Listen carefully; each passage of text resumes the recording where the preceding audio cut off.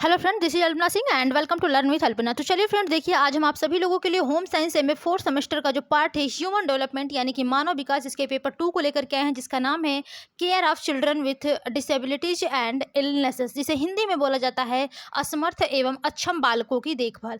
तो देखिए आज हमारा जो सेकेंड पेपर का क्लास रहने वाला ये आपका महामैराथन क्लास पार्ट 1 रहेगा। ठीक है, पार्ट 2 हम आप लोगों को कल या फिर परसों करा देंगे, क्योंकि देखिए अभी आप लोगों के पास यानी कि भरपूर टाइम है। ठीक है, इसके अंतर्गत हम आप लोगों को 3 क्लास देंगे। ठीक है, एक आपका क्लास होगा बुद्धि से रिलेटेड, क्योंकि देखिए जो बुद्धि वाला चैप्टर है, ठीक है, वो आप लोग का first semester, second semester and third semester तीनों में ही मतलब थोड़ा थोड़ा तो है। ठीक है, बट देखिए इस बार जो फर्स्ट पेपर आपका हुआ है, अभी जो व्यक्ति में विकलांगता यानी कि पर्सन विद डिसेबिलिटी जो आप लोगों का पेपर हुआ है, उसमें देखिए बहुत सारे क्वेश्चन आप लोगों के बुद्धि से आए थे। ठीक है, कम से कम लगभग आपके 8-10 क्वेश्चन जो थे वो बुद्धि से आए थे। लेकिन क्या है, देखिए जो बुद्धि वाला क्वेश्चन वो काफी घिसा पिटा हुआ है। ठीक है, आप लोग कई बार पढ़ चुके हैं, इसलिए आप लोग उस क्वेश्चन को यानी कि सही कर लिए थे। बट देखिए उससे भी रिलेटेड आप लोगों से कोई यानी कि कई क्वेश्चंस पूछे जा सकते हैं, जिसको हम आप लोगों को कल एक क्लास देंगे, जिसमें केवल आप लोग के टोटली बुद्धि पर आधारित रहेगी और मोस्ट इंपॉर्टेंट क्लास रहेगा। वो आपको first semester, second semester, third and fourth semester सभी यानी कि एग्जाम्स में काम आएगा। ठीक है, तो यहाँ पर देखिए आज का जो हमारा क्लास रहने वाला है ये महामैराथन क्लास पार्ट 1 रहेगा, जिसमें हम सभी यानी कि जो आपके विशिष्ट बालक है, सामान्य बालक है, पहला चैप्टर ही आप लोगों का यही है। ठीक है, जो भी देखिए क्वेश्चंस आप लोगों के फर्स्ट पेपर में थे, ठीक है, यानी कि उसी क्वेश्चन से रिलेटेड आप लोगों से सेकंड पेपर में भी क्वेश्चंस बनेंगे। ठीक है, क्योंकि क्वेश्चन जो आप लोगों के सेकंड पेपर में बनेंगे, जो आप लोगों का सिलेबस है, थोड़ा सा सिलेबस जो है वो यानी कि शॉर्ट है फर्स्ट पेपर से, बट जो सिलेबस है वो आप लोगों के फर्स्ट पेपर पर ही आधारित है, केवल थोड़ा सा अलग है। तो आप लोगों का थर्ड पेपर है एंड आप लोगों का फोर्थ पेपर है। फोर्थ पेपर में भी जो देखिए यानी कि मानव अधिकार के बारे में है। ठीक है, यानी कि जो मूल बातें हैं, ठीक है, यानी कि जो जनरली चीज क्वेश्चंस है, ठीक है, वहीं आप लोगों से मानवाधिकार के बारे में पूछा जाएगा। क्यों ऐसा पूछा जाएगा? क्योंकि देखिए पेपर जो है वो बाद में ऐड हुआ है। ठीक है, और उसके लिए आप लोगों को न श्योर सीरीज मिली है और ना ही कोई बुक मिला है। ठीक है, तो जो लोग देखिए पॉलिटी पढ़े होंगे, कुछ नॉलेज उन लोगों को होगा। ठीक है, जो लोग नहीं पढ़े होंगे ग्रेजुएशन वगैरह में या फिर कोई प्रिपरेशन वगैरह आप लोग नहीं करते हैं, तो थोड़ी सी उनको समस्याएं आएंगी। लेकिन बट देखिए हम आप लोगों को सारे क्वेश्चंस जो आने वाले यानी कि संभावित क्वेश्चंस रहेंगे, उस सारे हम आप लोगों को यूट्यूब पर कंप्लीट कराएंगे, और उसका जो वीडियो हो सॉरी पीडीएफ होगा, जितने लोगों ने पीडीएफ यानी कि परचेस किए हैं उन लोगों को वो पीडीएफ यानी कि क्लास वाले हम सभी लोगों को यानी कि जो लोग पीडीएफ परचेस किए हैं उन लोगों को फ्री में दे देंगे, वो वाला पीडीएफ यानी कि जो फोर्थ पेपर का है। ठीक है, तो अभी आज हम लोग बात करेंगे महामैराथन क्लास पार्ट 2 का। और देखिए इसी के साथ हम आप लोगों से ये भी कहना चाहेंगे कि जो लोग अभी भी पीडीएफ लेना चाहते हैं, वो लोग, ये व्हाट्सअप नंबर है आप लोगों का, यानी कि 6306275624। ठीक है, ये आप लोगों का व्हाट्सएप नंबर है, जिसपे आप लोगों को मैसेज करना है। कॉल कोई नहीं करेगा, केवल आप लोगों को ओनली मैसेज करना है जिन लोगों को पीडीएफ चाहिए। और मात्र आप लोगों की देखिए तीनों पेपर का फीस जो था वो आपका 99 था। ठीक है, बट देखिए जैसे कि काफी लोग हैं वो लोग 2 पेपर केवल ले रहे हैं। ठीक है, बट देखिए आप लोगों को एक सजेशन देंगे। ठीक है, और बहुत ही जरूरी ये सजेशन है आप लोगों को देना, क्योंकि आप लोग सोच रहे हैं कि मैम 99 रुपीज लग रहा है और मैं इसमें यानी कि 3 पेपर ले रही हूँ। ठीक है, तो हमारा फर्स्ट पेपर जो है वो तो खत्म हो गया है, तो हम उसका पीडीएफ ना लें। ठीक है,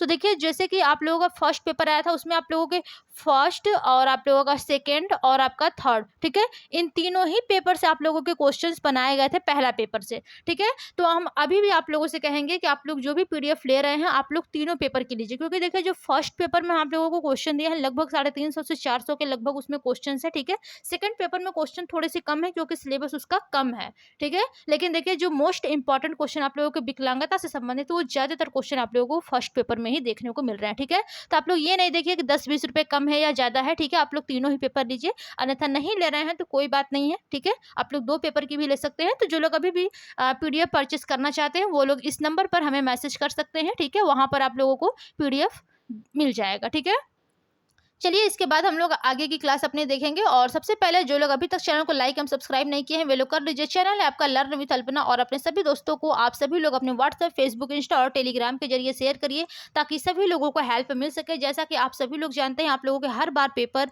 इसी क्लास से फंसते हैं। ठीक है, यानी कि इस चैनल पर जो भी आप लोगों को क्लास दिए जाते हैं 100% आप लोगों का ये ऑथेंटिक क्वेश्चंस आंसर रहता है, ठीक है, यानी कि 100%। देखिए उसमें से 4 ही 5 क्वेश्चंस ऐसे आते हैं जो आपके बाहरी क्वेश्चंस आते हैं, ठीक है। बाकी सभी जो क्वेश्चन होते हैं आपके सिलेबस के अकॉर्डिंग आते हैं, और कुछ क्वेश्चंस ऐसे आते हैं जो आप लोगों के सेकंड सेमेस्टर में, फर्स्ट सेमेस्टर में। और एक चीज आप लोगों को और बता दें, देखिए जो बुद्धि वाले चैप्टर हैं, ठीक है, आप लोगों को बुद्धि से बहुत ज्यादा क्वेश्चंस यानी कि सिलेबस में दिए नहीं है, ठीक है। बहुत शॉर्ट रूप में बुद्धि से संबंधित 2-4 क्वेश्चंस दिए हैं जो कि हमने पीडीएफ में आप लोगों को प्रोवाइड कराया है, जो लोगों ने यानी कि जिन लोगों ने पीडीएफ लिया है। बट हम सोच रहे हैं कि इसके लिए एक स्पेशल क्लास बनाए जिसमें हम टोटली बुद्धि से रिलेटेड यानी कि इंटेलिजेंस से रिलेटेड आप लोगों के सारे क्वेश्चंस कराएं, सारे उसमें डिफिनेशन कराएं, कौन कौन सा यानी कि कौन से मनोवैज्ञानिक कौन से डिफिनेशन दिए हैं, कौन से मनोवैज्ञानिक कौन से सिद्धांत दिए हैं, ठीक है। इन सभी के बारे में, बच्चों का बुद्धि लब्धि कितना होता है इसके बारे में आप लोगों को देखिए वीडियो दे चुके हैं, ठीक है। और प्लेलिस्ट में भी वो वीडियो है, टीजीटी पीजीटी एलटी नेट यानी कि टेट सीटेट सभी के बारे में उस पर थंबनेल लगा हुआ है, वो वाली क्लास आप लोग जरूर देखिएगा बुद्धि से रिलेटेड। अगले किसी भी एग्जाम में आप लोगों को बुद्धि से रिलेटेड क्वेश्चन आए तो एक भी क्वेश्चन आप लोग छोड़िएगा नहीं, ना ही एक भी क्वेश्चन आप लोग गलत करके आइएगा, ठीक है। तो देखिए जो बुद्धि वाला रिलेटेड आप लोगों का चैप्टर है वो हम आप लोगों को कल मॉर्निंग में प्रोवाइड कर देंगे, ठीक है। और आज की हमारी जो क्लास है वो महामैराथन क्लास है। तो चलिए सभी लोग, आई होप आप सभी लोग यानी कि लाइक शेयर सब्सक्राइब कर दिए होंगे, साथ ही साथ आप लोग बेल आइकन को भी प्रेस कर लीजिए ताकि हमारी आने वाली वीडियो का जो नोटिफिकेशन है वो सबसे पहले आप सभी लोगों के पास पहुंच सके। तो देखिए आज हम लोग अपने डिस्कस करेंगे मोस्ट इंपॉर्टेंट एमसीक्यू क्वेश्चंस, ठीक है, यानी कि एमसीक्यू टाइप आप लोगों का देखिए मल्टीपल चॉइस क्वेश्चन, यानी कि जिसे हम लोग बहुविकल्पीय प्रश्न बोलते हैं। पिछली बार देखिए इसका आ गया था फुल फॉर्म लिखने के लिए, ठीक है। तो देखिए ये सब छोटी छोटी जो जानकारियां होती हैं ये अपने पास आप लोग रखा रहिए। सेकेंड पेपर में जब पिछली बार स्टूडेंट्स थे उसमें आया था कि एमसीक्यू का क्या मतलब होता है, ठीक है, बहुविकल्पी हो सकता है आपसे किसी भी पेपर में पूछ दे, यानी कि देखिए जो थर्ड पेपर आप लोगों का वैज्ञानिक लेख है, ठीक है, उसमें हो सकता है पूछ दे कि एमसीक्यू का क्या मतलब होता है, तो मल्टीपल चॉइस क्वेश्चंस, ठीक है, बहुविकल्पी प्रश्न इसका फुल फॉर्म होता है। तो देखिए कोई भी आप लोग शॉर्टकट कोई भी चीज यूज कर रहे हैं, ठीक है, जैसे हम लोग देखिए बोलते हैं प्रीवियस ईयर क्वेश्चंस, इसको देखिए शॉर्टकट में पीवाईक्यू बोला जाता है, ठीक है।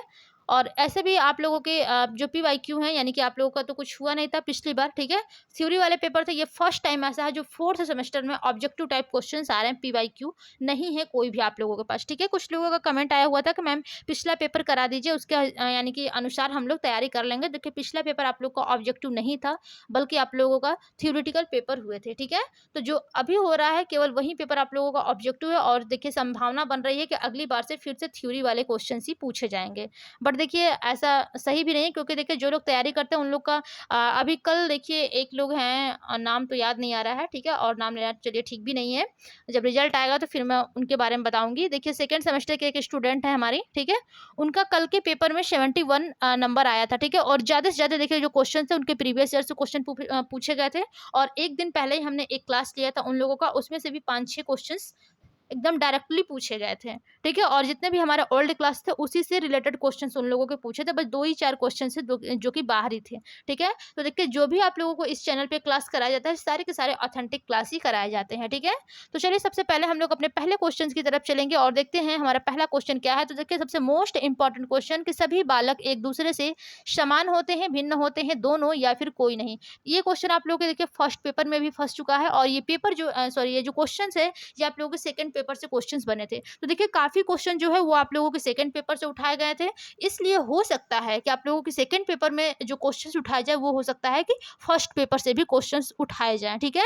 तो देखिए जितने भी फर्स्ट पेपर के हम आप लोगों को 2 मैराथन क्लास दिए हैं, एक बार वो भी आप लोग यानी कि रिवीजन कर लीजिएगा। हो सकता है कि फर्स्ट पेपर से क्वेश्चन पूछ दे तो आप लोग वहां पर गलतियां कर देंगे, ठीक है। तो सेकंड पेपर की क्लास तो आप लोगों की चल ही रही है, और पिछला जो भी फर्स्ट पेपर की क्लास चली है उसको भी आप लोग एक बार पढ़ लीजिएगा, ठीक है। तो यहाँ पर जो क्वेश्चन है कि सभी बालक एक दूसरे से कैसे होते हैं, तो जो सभी बालक होते हैं एक दूसरे से भिन्न होते हैं। कोई भी बालक शारीरिक रंग रूप, ठीक है, किसी भी चीज में एक बालक से भिन्न होता है, यानी कि अलग होता है, किसी भी रूप में वो एक समान नहीं होता, बेशक वो क्यों जुड़वा बच्चा ही क्यों ना हो, ठीक है, जुड़वा भाई बहन ही क्यों ना हो, या फिर भाई भाई ही हो, या फिर भाई बहन ही क्यों ना हो, ठीक है, फिर भी कुछ डिफरेंसेस उनके अंदर देखने को मिलते हैं, ठीक है।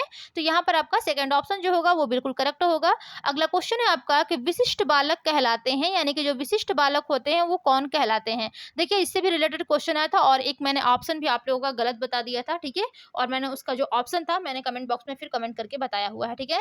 यानी कि विशिष्ट बालक जो होते हैं वो कौन से कहलाते हैं, ठीक है।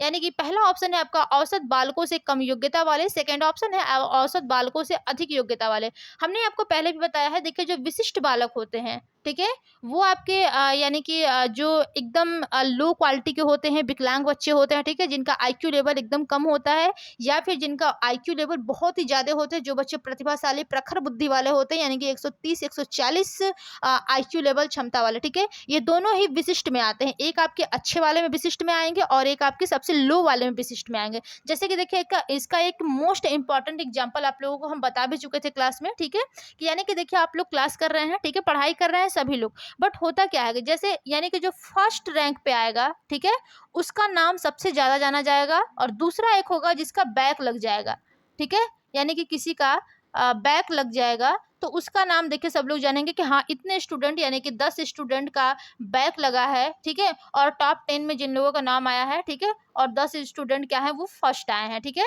तो इससे क्या होता है कि आप लोग को जो सबसे ज्यादा यानी कि फर्स्ट रैंक पे होता है उसको जाना जाता है, और जो सबसे यहाँ पर लो रैंक पे होता है उसको जाना जाता है। लेकिन जो बीच वाले लोग होते हैं यानी कि मीडियम वर्ग वाले जो लोग होते हैं, इनको देखिए कोई जानता नहीं है, ठीक है। हाँ ये है, चलो ये ठीक है, पढ़ने में ये है, यानी कि सामान्य है, उनका आईक्यू लेवल कितना हो जाएगा 90 से लेकर के कितना होगा 110 तक जो आईक्यू लेवल होता है वो जनरल बच्चों का होता है, यानी कि सामान्य बच्चों का, ठीक है। तो जो विशिष्ट बालक होते हैं, ठीक है, वो औसत बालकों, औसत का मतलब क्या होता है सामान्य, ठीक है, यानी कि जो सामान्य बालक होते हैं जो 90 से लेकर के 110 आईक्यू लेवल क्षमता वाले होते हैं, ठीक है। तो देखिए जो विशिष्ट बालक होते हैं वो औसत बालकों से कम योग्यता वाले भी होते हैं, और औसत बालकों से जो अधिक योग्यता वाले होते हैं वो भी आपके विशिष्ट बालक कहलाते हैं। ओके, तो यहाँ पर आपका देखिए जो राइट ऑप्शन होगा ऑप्शन नंबर आपका थर्ड बिल्कुल करेक्ट हो जाएगा, यानी कि उपर्युक्त दोनों या फिर दोनों, ठीक है। तो थर्ड ऑप्शन आपका बिल्कुल करेक्ट है। अगला क्वेश्चन की तरफ चलेंगे और देखेंगे अगला क्वेश्चन हमारा क्या कहता है। क्वेश्चन है कि किसने कहा है कि जब हम किसी को विशिष्ट, ठीक है, यानी कि किसी को विशिष्ट कहकर वर्णित करते हैं तब हम उस व्यक्ति को औसत या सामान्य लोगों जिन्हें हम एक या एक से अधिक लक्षणों के संबंध में जानते हैं उनसे अलग रहते हैं। पहला ऑप्शन है आपका स्वार्टज ने, सेकंड ऑप्शन है आपका हिवर्ड ने, और थर्ड ऑप्शन है आपका वालिन ने, ठीक है। तो यहाँ पर देखिए ज़्यादा ऑप्शन आपको देखने की जरूरत नहीं है, यहाँ पर जो राइट ऑप्शन होगा वो आपका हो जाएगा स्वार्टज ने, ठीक है। इन्होंने ही कहा है कि जब भी हम किसी को विशिष्ट कह करके वर्णित करते हैं तब हम उस व्यक्ति को औसत या फिर सामान्य लोगों यानी कि जिन्हें हम एक या एक से अधिक लक्षणों के संबंध में जानते हैं उनसे अलग रहते हैं। ये किसने कहा है? स्वार्टज ने कहा है, ठीक है।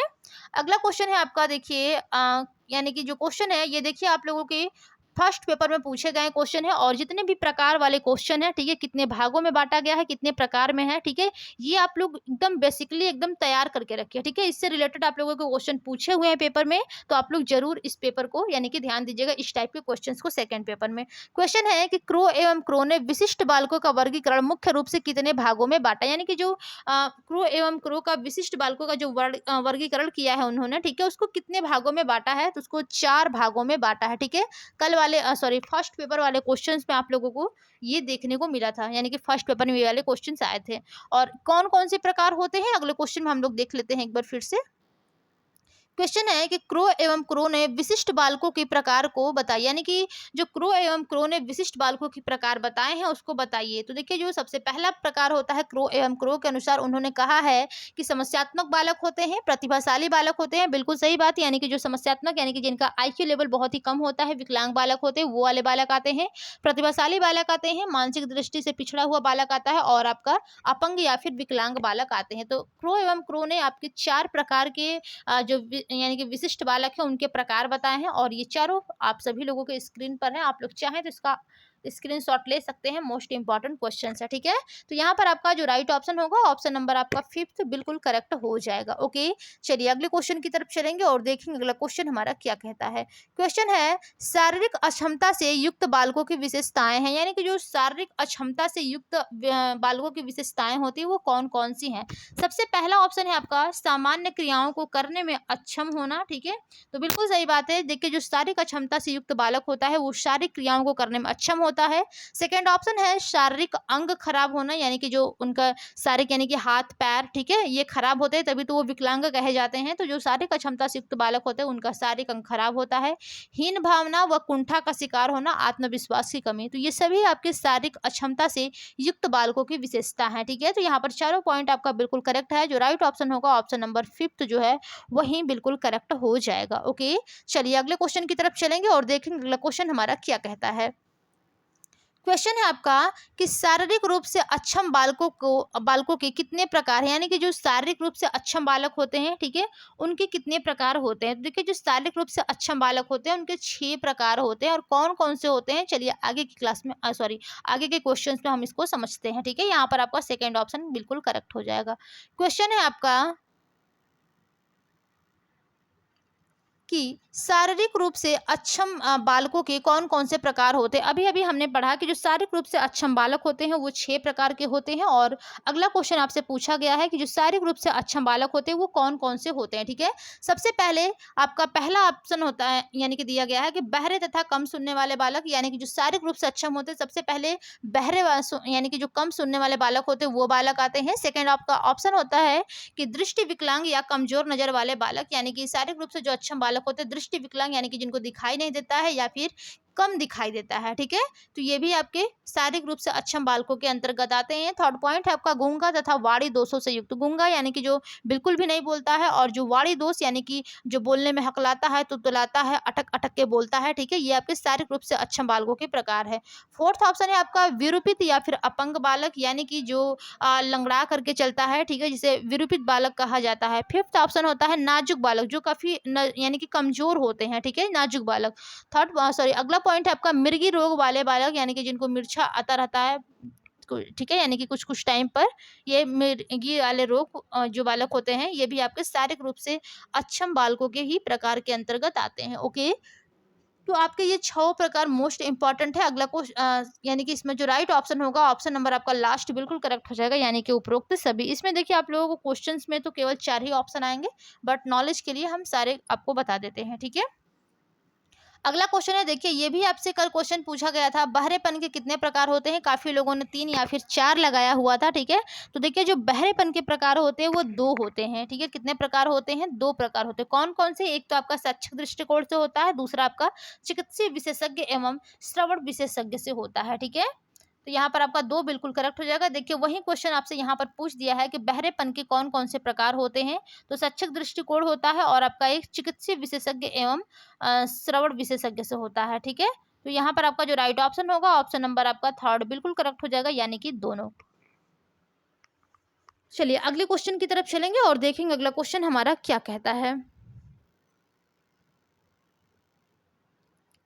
क्वेश्चन है आपका कि श्रवण विकलांगता या बहरेपन के क्या कारण है, यानी कि जो श्रवण विकलांगता है या फिर बहरेपन उसके क्या क्या कारण है। पहला ऑप्शन है आपका जन्म से पूर्व के समय के कारण, दूसरा आपका होता है जन्म के पश्चात के कारण। ठीक है, यानी कि जो श्रवण विकलांगता के या फिर बहरेपन के 2 कारण होते हैं। ठीक है, कौन कौन से होते हैं, तो आपके एक जन्म से पूर्व का कारण होता है और एक जन्म के पश्चात का कारण होता है। ठीक है, तो यहाँ पर जो राइट ऑप्शन होगा, ऑप्शन नंबर थर्ड बिल्कुल करेक्ट हो जाएगा, यानी कि दोनों। अगला क्वेश्चन है आपका कि श्रवण विकलांगता के जन्म से पूर्व के कारण बताइए, यानी कि जो जन्म से पूर्व के जो बच्चे के कारण होते हैं। ठीक है, श्रवण विकलांगता के वो कौन कौन से हैं। पहला ऑप्शन है गर्भावस्था में श्रवण विकार, यानी कि गर्भस्थ शिशु, यानी कि जब वो गर्भावस्था में है तभी अगर उसको श्रवण विकलांगता उत्पन्न हो जाती है तो बच्चा क्या है, वो श्रवण विकलांग हो जाता है।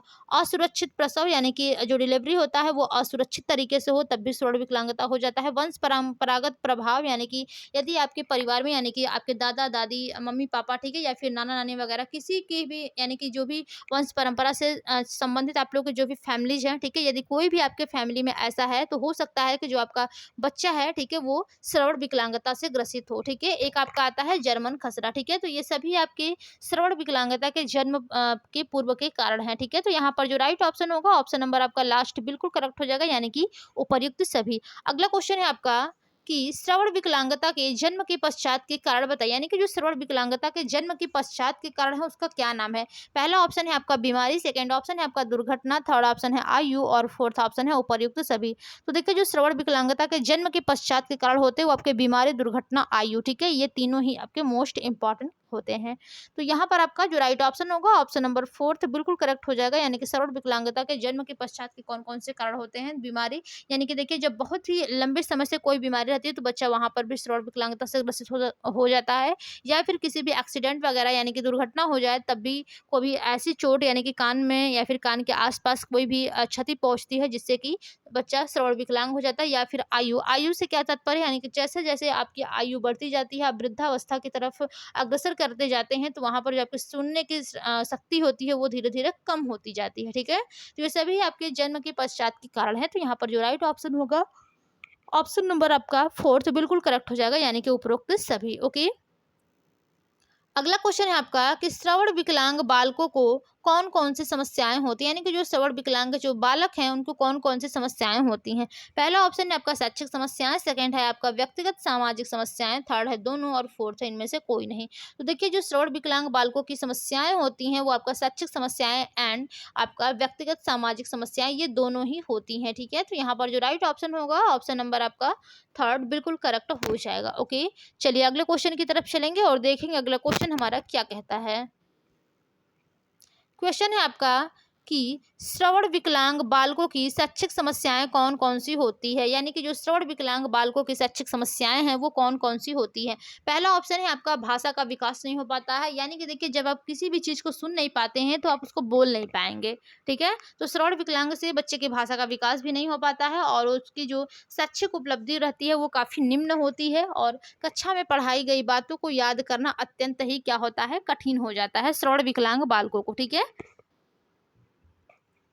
तो ये तीनों ही आपकी श्रवण विकलांग बालकों की शैक्षिक समस्याएं के अंतर्गत आती हैं। तो यहाँ पर जो राइट ऑप्शन होगा ऑप्शन नंबर आपका 4 बिल्कुल करेक्ट हो जाएगा, यानी कि उपरोक्त सभी। देखिए जो इस प्रकार के क्वेश्चंस हैं, ठीक है, आप लोगों के एग्जाम में भी काफी आ रहे हैं, थोड़ा सा ध्यान दीजिएगा। जहां पर आपको लोगे कि 2 ऑप्शन सही है, तीसरा आप लोगों को समझ में नहीं आ रहा है, ठीक है, तो वहां पर ऑप्शन क्या हो जाएगा, उपयुक्त सभी ही होगा। क्योंकि देखिए 2 ऑप्शन तो आप पेपर में टिक नहीं कर सकते हैं, ठीक है? तो यदि 2 ऑप्शन सही है, एक ऑप्शन आपको नहीं समझ में आ रहा है, तो सीधे बिना कुछ सोचे समझे आप लोग उपयुक्त लगा दीजिए, वो आपका ऑप्शन जो होगा वो सही हो जाएगा, ठीक है? बट आप लोगों को ये दोनों ऑप्शन थोड़ा ध्यान से पढ़ना पड़ेगा, ठीक है? चलिए अगले क्वेश्चन की चलते हैं तरफ।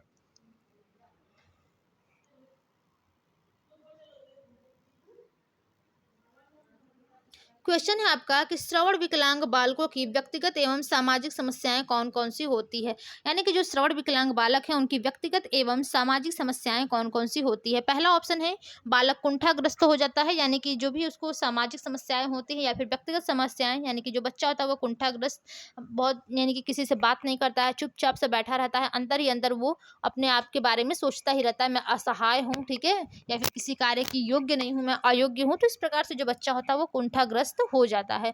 दूसरा पॉइंट है आपका कि बालक के स्वभाव में चिड़चिड़ापन आ जाता है, यानी कि जो श्रवण विकलांग बालक होता है उसको कुछ सुनाई नहीं देता है, ठीक है, तो सामाजिक समस्याएं उसको उत्पन्न होती हैं, तो बच्चा क्या होता है, उसका स्वभाव जो होता है वो चिड़चिड़ापन उसमें आ जाता है। थर्ड पॉइंट है बालक के मन में नकारात्मक स्वबोध आ जाता है। फोर्थ पॉइंट है आपका उपयुक्त सभी। तो बिल्कुल सही बात है, जो श्रवण विकलांग बालक होते हैं उनकी व्यक्तिगत एवं सामाजिक समस्याएं जो होती है ये तीनों ही होती है, कि जो बालक होता है वो कुंठाग्रस्त हो जाता है और स्वभाव में उसका चिड़चिड़ापन आ जाता है, और जो बालक का मन होता है, ठीक है, उसमें नकारात्मक स्वबोध आने लगते हैं, यानी कि वो निगेटिविटी उसके अंतर्गत ज़्यादा रहती है, पॉजिटिविटी जो होती है वो बहुत कम आती है, ठीक है, या फिर आती ही नहीं है। तो यहाँ पर जो राइट ऑप्शन होगा ऑप्शन नंबर 4 आपका बिल्कुल करेक्ट हो जाएगा। चलिए अगले क्वेश्चन की तरफ चलेंगे और देखेंगे अगला क्वेश्चन हमारा क्या है।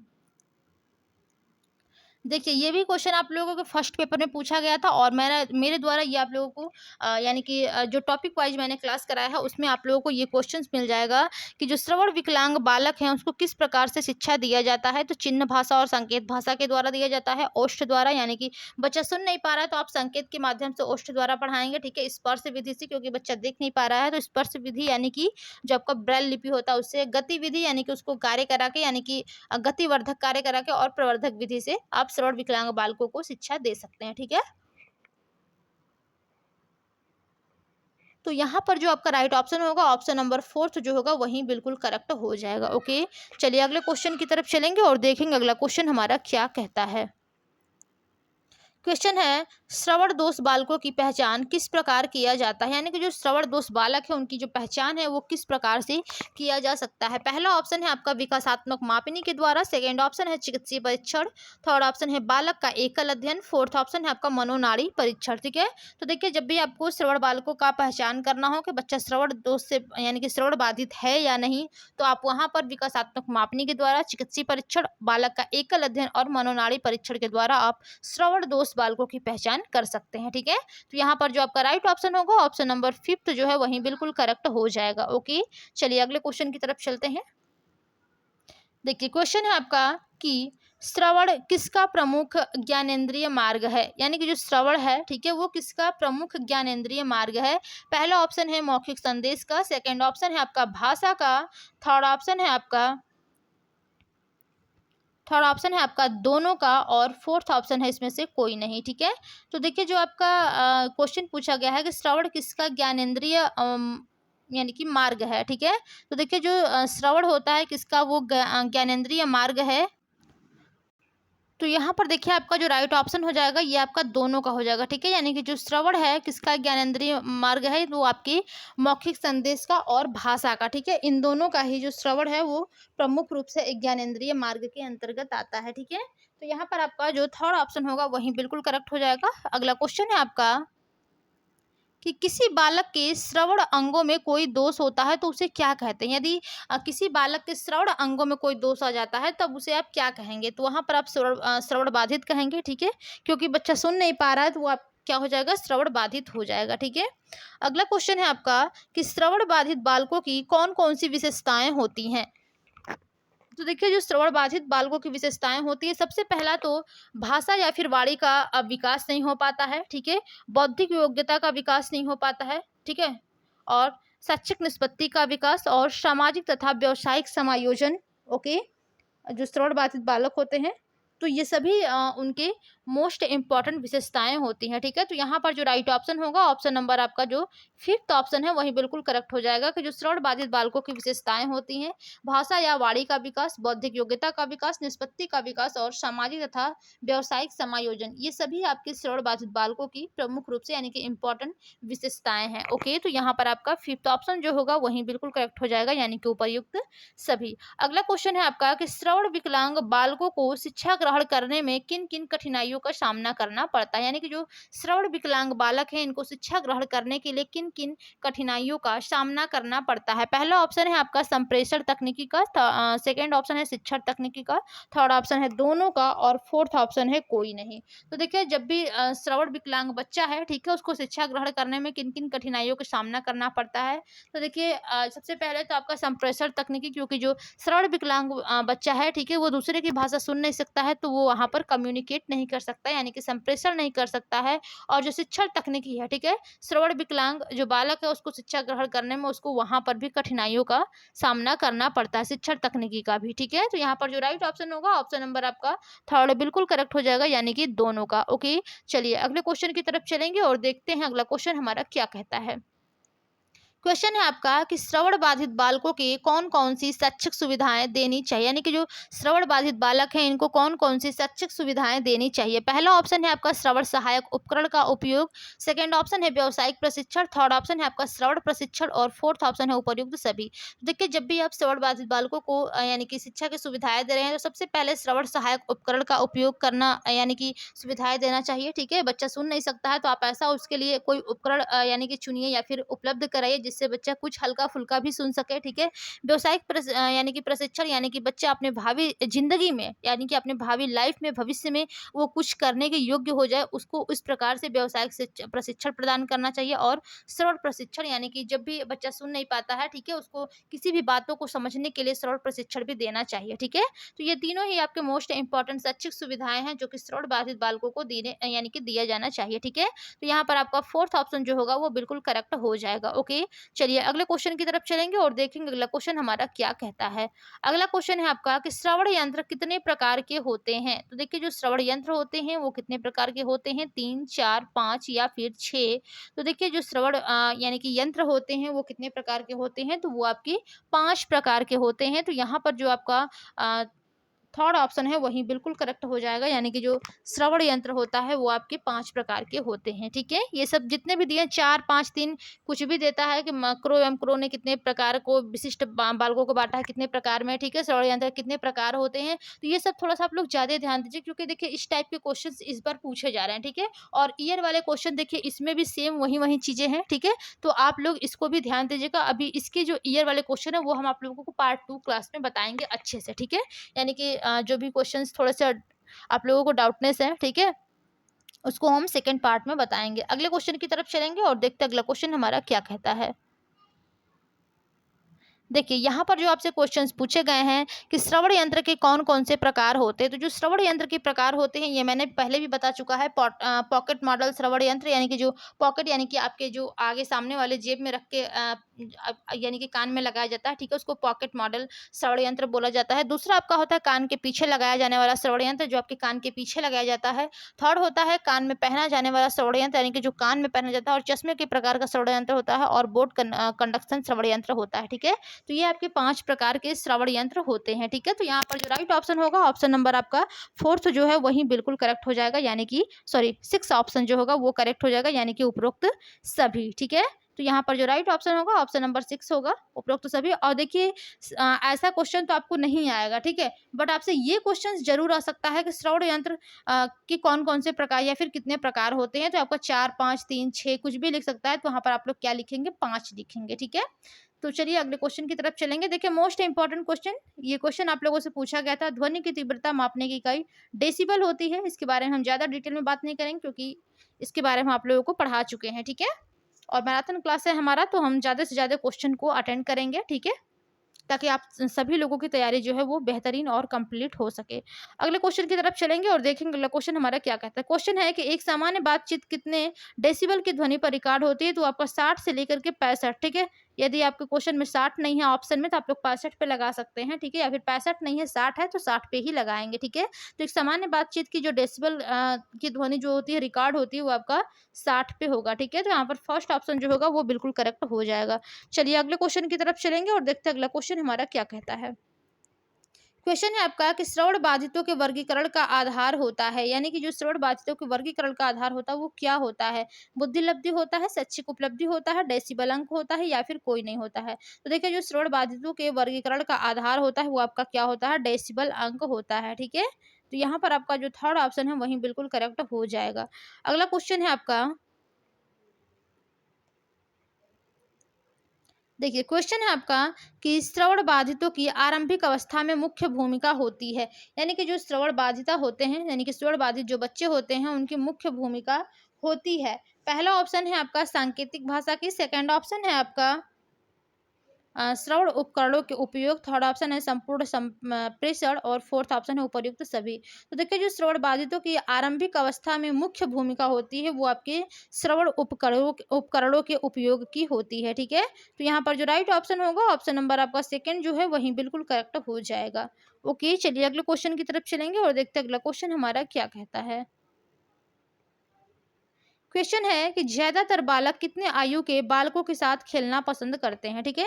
अब आपसे क्वेश्चन पूछा गया है कि जो ज्यादातर बालक होते हैं वो कितने आयु के बालकों के साथ खेल खेलना पसंद करते हैं। पहला ऑप्शन है अपने समान आयु यानी कि समान आयु के बालकों के साथ, सेकेंड ऑप्शन है अपने से छोटे आयु के बालकों के साथ, ठीक है, और थर्ड ऑप्शन है अपने से बड़े आयु के बालकों के साथ, और फोर्थ ऑप्शन है इनमें से कोई नहीं, ठीक है।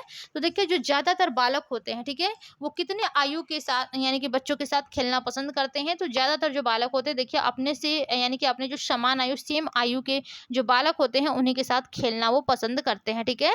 तो यहाँ पर आपका जो फर्स्ट ऑप्शन है वही बिल्कुल करेक्ट हो जाएगा। ओके चलिए अगले क्वेश्चन की तरफ चलेंगे और देखते हैं अगला क्वेश्चन हमारा क्या कहता है। क्वेश्चन है आपका, अच्छा थोड़ा सा इसको करना पड़ेगा, चलिए कोई बात नहीं, हम लोग तीन ही ऑप्शन को देखेंगे, एक ऑप्शन बाद में देख लेंगे, ठीक है। क्वेश्चन है आपका कि वे बालक जिनके शारीरिक दोष उन्हें साधारण क्रियाओं में भाग लेने से रोकते हैं या फिर सीमित रखते हैं, ऐसे बालक शारीरिक अक्षमता से युक्त बालक कहलाते हैं, किसने कहा है। पहला ऑप्शन है आपका क्रो एवं क्रो ने, सेकेंड ऑप्शन है आपका कोलमैन ने, थर्ड ऑप्शन है आपका गिलफोर्ड ने, और फोर्थ ऑप्शन था आपका स्किनर ने, ठीक है। तो देखिए ये जो क्वेश्चन पूछा गया है कि वे बालक जिनके शारीरिक दोष उन्हें साधारण क्रियाओं में भाग लेने से रोकते हैं या फिर सीमित रखते हैं, तो ऐसे बालक शारीरिक अक्षमता से युक्त बालक कहलाते हैं, ये किसने कहा है। तो इसका जो राइट ऑप्शन हो जाएगा ऑप्शन नंबर फर्स्ट आपका बिल्कुल करेक्ट हो जाएगा, यानी कि क्रो एवं क्रो ने ही ये स्टेटमेंट दिया हुआ है। ओके अगले क्वेश्चन की तरफ चलेंगे और देखते हैं अगला क्वेश्चन हमारा क्या कहता है।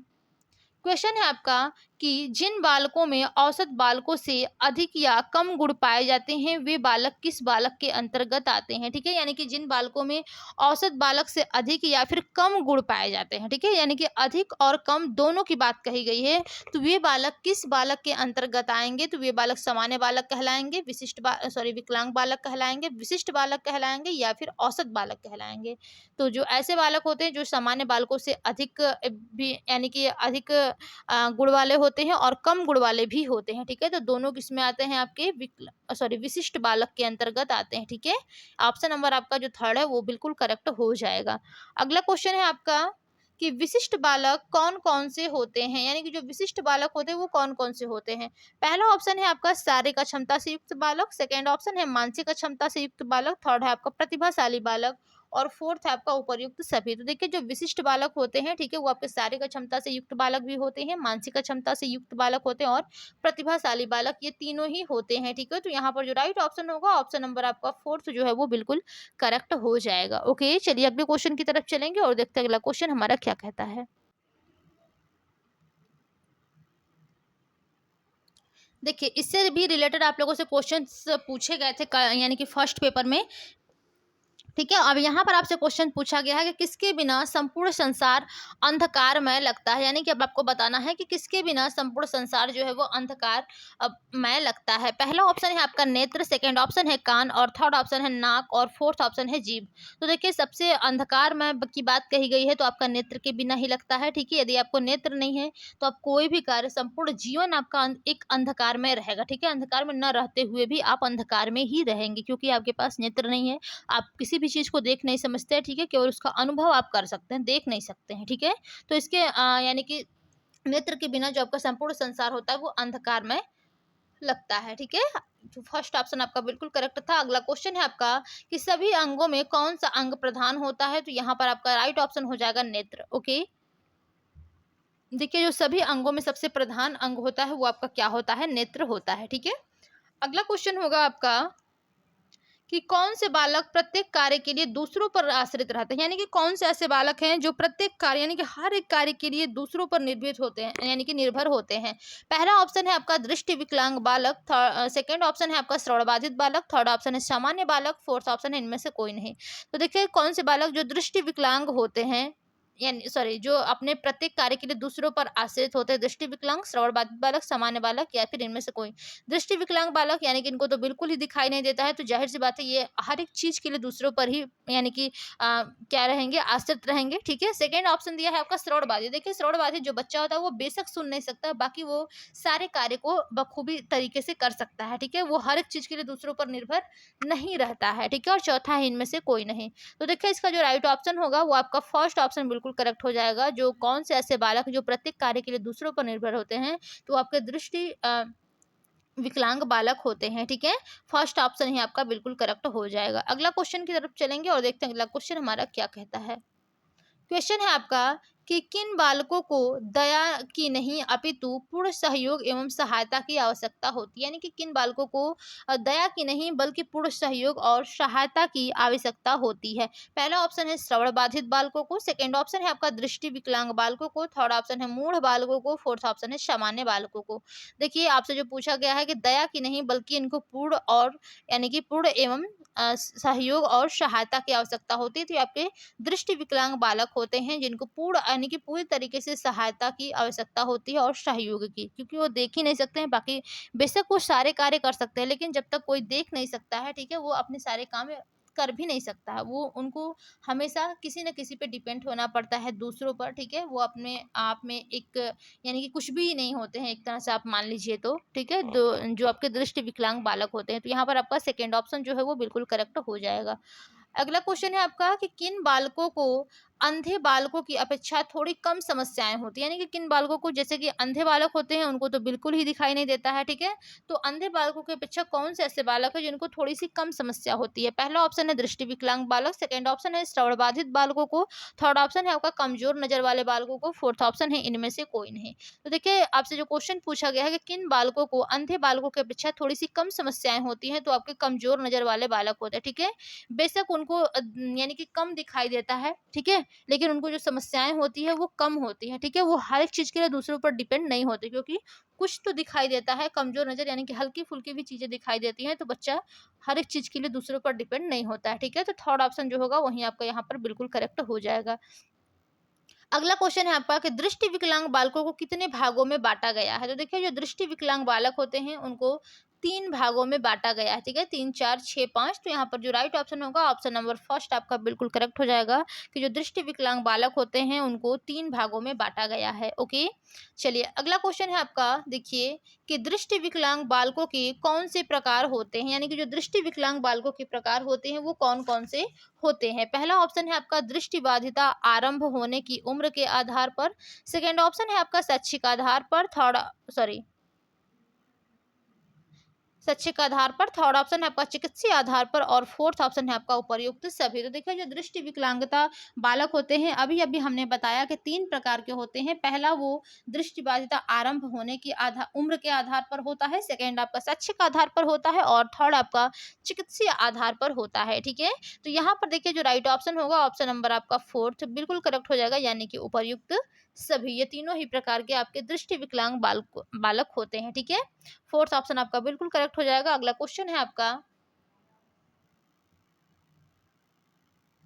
क्वेश्चन है आपका कि दृष्टि बाधिता आरंभ होने की उम्र के आधार पर कौन कौन से दृष्टि विकलांग बालक होते हैं, यानी कि जो दृष्टि बाधिता आरंभ होने की उम्र के आधार पर, ठीक है, कौन कौन से दृष्टि विकलांग बालक होते हैं। पहला ऑप्शन है आपका जन्मजात दृष्टिहीनता। सेकेंड ऑप्शन है आपका आकस्मिक या जन्म के पश्चात दृष्टिहीनता, ठीक है, या फिर दोनों या इनमें से कोई नहीं, ठीक है। तो देखिए जो उम्र यानी कि जो दृष्टि बाधिता आरंभ होने की जो उम्र के आधार पर दृष्टि विकलांग बालक होते हैं, एक उसमें से आपका जन्मजात दृष्टिहीनता होती है, दूसरा आपका जन्म के पश्चात दृष्टिहीनता होती है, ठीक है। तो यहाँ पर जो राइट ऑप्शन होगा ऑप्शन नंबर थर्ड बिल्कुल करेक्ट हो जाएगा, यानी कि उपर्युक्त दोनों। ओके, चलिए अगले क्वेश्चन की तरफ चलेंगे और देखते हैं अगला क्वेश्चन हमारा क्या कहता है। क्वेश्चन है आपका कि चिकित्सीय आधार पर कौन कौन से दृष्टि विकलांग बालक होते हैं, ठीक है, यानी कि जो चिकित्सीय आधार पर दृष्टि विकलांग बालक होते हैं वो कौन कौन से होते हैं। पहला ऑप्शन है आपका संपूर्ण दृष्टिहीन या फिर वैधानिक। सेकेंड ऑप्शन है आंशिक दृष्टिहीन बालक। थर्ड है दोनों और फोर्थ है कोई नहीं। देखिए जो चिकित्सीय आधार पर आपके दृष्टि विकलांग बालक होते हैं वो आपके एक संपूर्ण दृष्टिहीन या फिर अवैधानिक बालक होता है और एक आंशिक दृष्टि बालक होता है, ठीक है, यानी कि जिनको कम दिखाई देता है, ठीक है, और एक जिनको बिल्कुल भी दिखाई नहीं देता है, संपूर्ण रूप से वो अवैधानिक या फिर दृष्टिहीन होते हैं, ठीक है। तो यहाँ पर जो राइट ऑप्शन होगा आपका ऑप्शन नंबर थर्ड बिल्कुल करेक्ट हो जाएगा, यानी कि दोनों। ओके, तो यहाँ पर आपका जो करेक्ट ऑप्शन होगा ऑप्शन नंबर थर्ड बिल्कुल करेक्ट हो जाएगा। ओके, चलिए अगले क्वेश्चन की तरफ चलेंगे और देखते हैं अगला क्वेश्चन हमारा क्या कहता है। क्वेश्चन है आपका कि शैक्षिक आधार पर कौन कौन से दृष्टि विकलांग बालक होते हैं, यानी कि जो शैक्षिक आधार पर दृष्टि विकलांग बालक होते हैं वो कौन कौन से होते हैं। पहला होता है शैक्षिकीय दृष्टिहीनता और सेकंड आपका होता है निम्न दृष्टिता, ठीक है। तो देखिए जो शैक्षिक आधार पर आपके कौन कौन से दृष्टि विकलांग बालक होते हैं, तो ये दो होते हैं, ठीक है। कितने बालक होते हैं शैक्षिक आधार पर, दो प्रकार के होते हैं। एक आपका शैक्षिकीय दृष्टिहीनता होता है, दूसरा आपका निम्न दृष्टिहीनता होता है। तो यहाँ पर जो राइट ऑप्शन होगा ऑप्शन नंबर आपका थर्ड बिल्कुल करेक्ट हो जाएगा, यानी कि उपर्युक्त सभी। ओके, तो थर्ड ऑप्शन आपका बिल्कुल करेक्ट हो जाएगा। चलिए अगले क्वेश्चन की तरफ चलेंगे और देखते हैं अगला क्वेश्चन हमारा क्या कहता है। क्वेश्चन है आपका कि जब व्यक्ति की दोनों आंखें मिलकर एक प्रतिबिंब का निर्माण न करके एक से अधिक प्रतिबिंब निर्मित करती है तो व्यक्ति किस प्रकार की बाधिता से पीड़ित होता है, यानी कि कोई भी व्यक्ति, ठीक है, जिसकी दोनों आंखें मिलकर के एक प्रतिबिंब, देखिए आप सभी लोग होंगे तो यानी कि हम लोग हैं या फिर आप लोग हैं, दोनों आंखें मिला करके कोई किसी भी एक चीज को देखती है, ठीक है। लेकिन ऐसा होता है कि किस यानी कि कोई ऐसा व्यक्ति होता है जिसकी यानी कि एक प्रतिबिंब का निर्माण न करके वो एक से अधिक प्रतिबिंब निर्मित करता है, ठीक है। तो वो जो व्यक्ति होता है वो किस प्रकार की बाधिता से पीड़ित होता है। पहला ऑप्शन है आपका स्ट्रैबिस्मस। सेकंड ऑप्शन है आपका नाइस्टेगमस। थर्ड ऑप्शन है आपका आक्यूलर मोटिलिटी। फोर्थ ऑप्शन है आपका इनमें से कोई नहीं, ठीक है।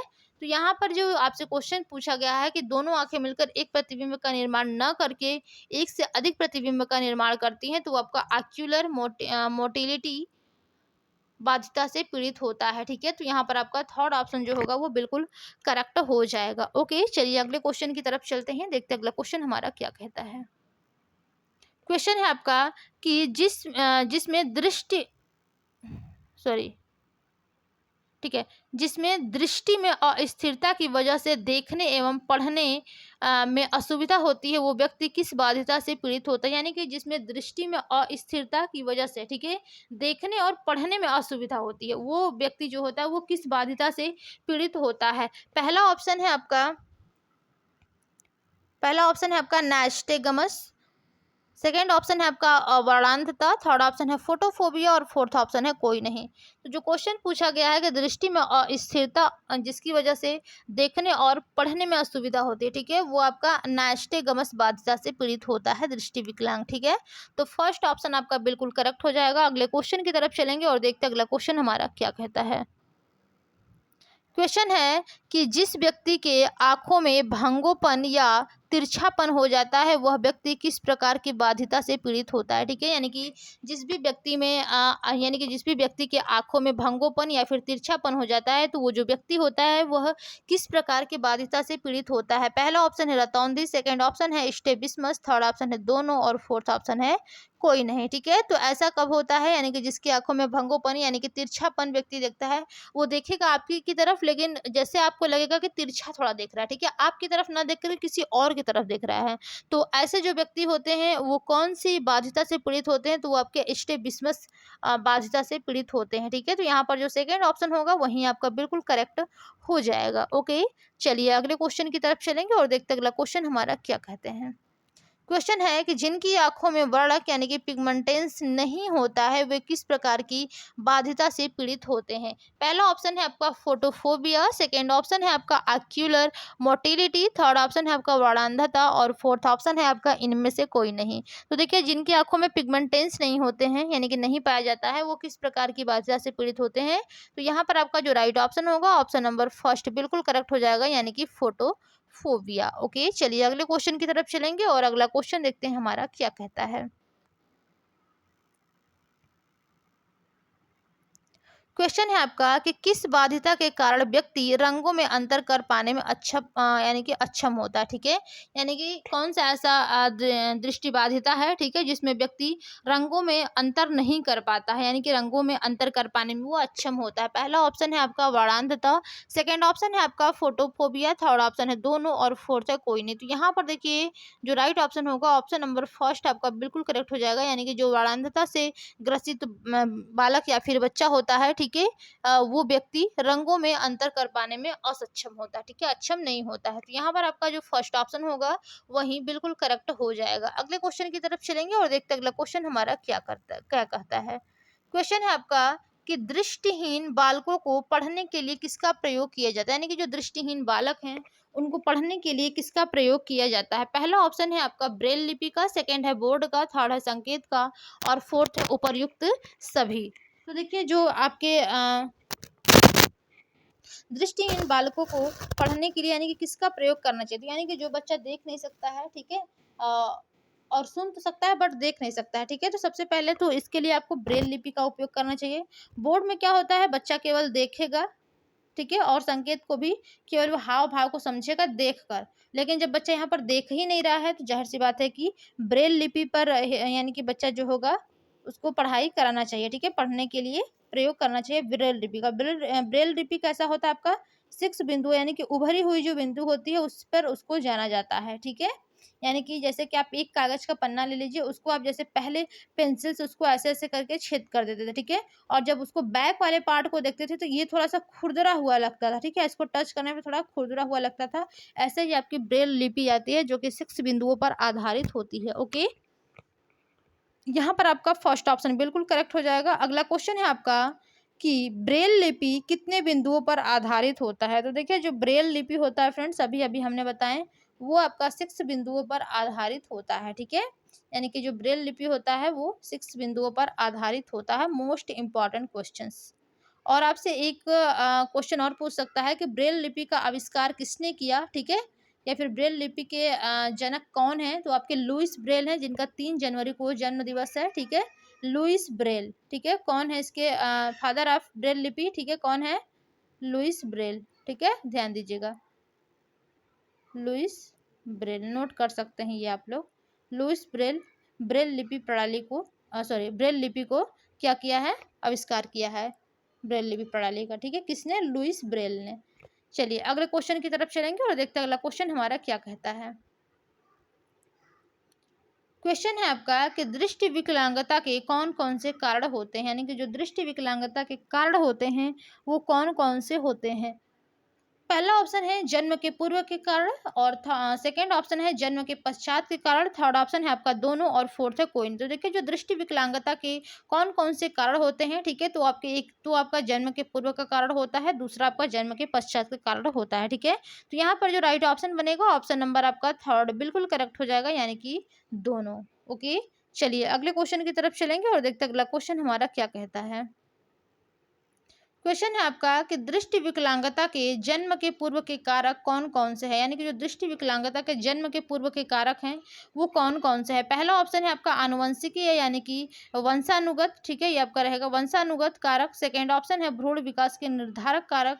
थर्ड ऑप्शन है दोनों, और फोर्थ है कोई नहीं। ओके, तो यहाँ पर देखिए जो आपसे क्वेश्चन पूछा गया है कि जो दृष्टि विकलांगता के कौन कौन से कारण होते हैं, तो एक तो आपका वंशानुगत कारक होता है, यानी कि आनुवंशिकी होता है। दूसरा आपका भ्रूण विकास के निर्धारक के कारक होते हैं, ठीक है, यानी कि जब भ्रूण का विकास हो रहा है तभी उनका निर्धारक हो जाता है कि बच्चा कैसा होगा, दृष्टि विकलांग होगा या फिर कैसा होगा, ठीक है, वो वहां पर वहीं पर, यानी कि जन्म के उसके यानी कि जन्म होने, यानी कि उसको पैदा होने के पहले ही कि ये सब, यानी कि ये दोनों कारक है। तो यहाँ पर जो राइट ऑप्शन होगा ऑप्शन नंबर आपका थर्ड जो है वही बिल्कुल करेक्ट हो जाएगा, यानी कि दोनों।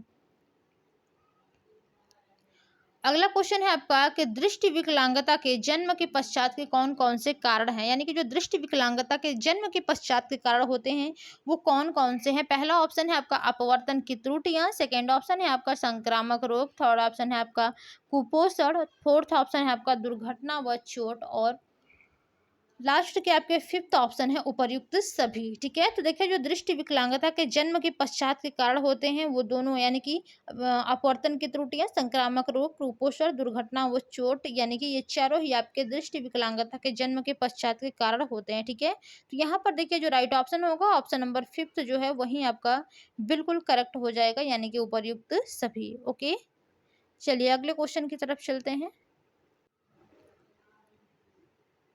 अगला क्वेश्चन है आपका कि किसका उपयोग मनुष्य के लिए सबसे अधिक है, ठीक है, 1 मिनट।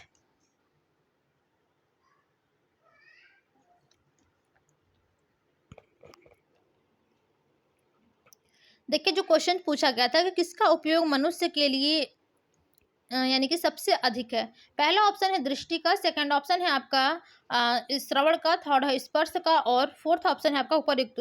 लगभग जो फर्स्ट पेपर में आपका क्वेश्चन आता है वो शायद यही क्वेश्चन आता है, किसका उपयोग मनुष्य के लिए सबसे जरूरी है, नेत्र का है, ठीक है, कान का है, स्पर्श का है, या फिर किसका है। तो ये आपका जो यानी कि दृष्टि होती है, जो नेत्र होता है, ठीक है, ये मनुष्य के लिए सबसे अधिक इसी का उपयोग होता है, नेत्र, ठीक है। आप किसी को भी यानी कि किसी भी कार्य को कर रहे हैं तो सबसे पहले आपको वहां पर आपकी आंखों की जरूरत पड़ती है, यानी कि आपके नेत्र की आवश्यकता वहां पर होती है उस चीज को देखने के लिए। ओके, तो फर्स्ट ऑप्शन आपका बिल्कुल करेक्ट हो जाएगा। अगले क्वेश्चन की तरफ चलेंगे और देखते हैं अगला क्वेश्चन हमारा क्या कहता है। क्वेश्चन है आपका कि दृष्टि किसके अनुभवों पर आधारित होता है, यानी कि जो दृष्टि है वो किसके अनुभवों पर आधारित होती है। पहला ऑप्शन है आपका ज्ञानात्मक पक्ष का विकास। सेकंड ऑप्शन है आपका भावात्मक पक्ष का विकास। थर्ड ऑप्शन है दोनों, और फोर्थ ऑप्शन है कोई नहीं, ठीक है। तो देखिए जो दृष्टि होती है वो किसके अनुभव पर आधारित होती है, तो आपके ज्ञानात्मक पक्ष के विकास के अनुभव पर आधारित होती है दृष्टि, ठीक है। तो जो फर्स्ट ऑप्शन होगा वही आपका बिल्कुल करेक्ट हो जाएगा। ओके, चलिए अगले क्वेश्चन की तरफ चलेंगे और देखते हैं अगला क्वेश्चन हमारा क्या कहता है। क्वेश्चन है आपका कि दृष्टिहीनता बालक के विकास को किस रूप में प्रभावित करती है, यानी कि देखिए जो दृष्टिहीनता होता है, ठीक है, वो बालक के विकास को किस रूप में प्रभावित करती है। सबसे पहला तो बालक का गतिहीन होना, यानी कि जब बच्चा किसी भी चीज को देख नहीं पाएगा तो वो उस कार्य को कर नहीं पाएगा, ठीक है, यानी कि वो कोई भी गति नहीं कर पाएगा, जिसको कहा जाता है गतिहीन होना। ओके, सेकेंड ऑप्शन है स्मरण शक्ति की तीव्रता होती है, यानी कि देखिए जो बच्चे देख नहीं पाते हैं, ठीक है, वो लोग क्या करते हैं, हर एक चीज को याद करके चलते हैं, ठीक है, यानी कि उनकी जो स्मरण शक्ति याद करने की जो क्षमता होती है वो बहुत ही ज्यादा होती है। ओके, थर्ड ऑप्शन है सामाजिक जीवन की मंद गति, यानी कि देखिए जब बच्चा देख ही नहीं सकता है तो सामाजिक जीवन में कोई भी भागीदारी नहीं कर सकता है, ठीक है, कोई भी कार्य नहीं करता है सोशल से संबंधित यानी कि सामाजिक तक से संबंधित, ठीक है, तो उसका जो सामाजिक जीवन की जो उसकी गति होती है वो काफ़ी मंद होती है यानी कि धीमी होती है। अगला पॉइंट है ज्ञानेंद्रिय का अधिक संवेदनशील है, यानी कि जो उसकी ज्ञानेंद्रियां होती हैं वो अ, दृष्टिहीनता के कारण क्या होती हैं, अत्यधिक संवेदनशील हो जाती हैं, ठीक है। तो ये सभी आपके यानी कि जो दृष्टिहीनता है, ठीक है, दृष्टिहीनता बालक के विकास को किस रूप में प्रभावित करती है, तो इन चारों रूपों में ही प्रभावित करती है, ठीक है। तो यहाँ पर आपका जो राइट ऑप्शन होगा ऑप्शन नंबर जो फिफ्थ है वही बिल्कुल करेक्ट हो जाएगा, यानी कि उपर्युक्त सभी। ओके, चलिए अगले क्वेश्चन की तरफ चलेंगे और देखते हैं अगला क्वेश्चन हमारा क्या कहता है।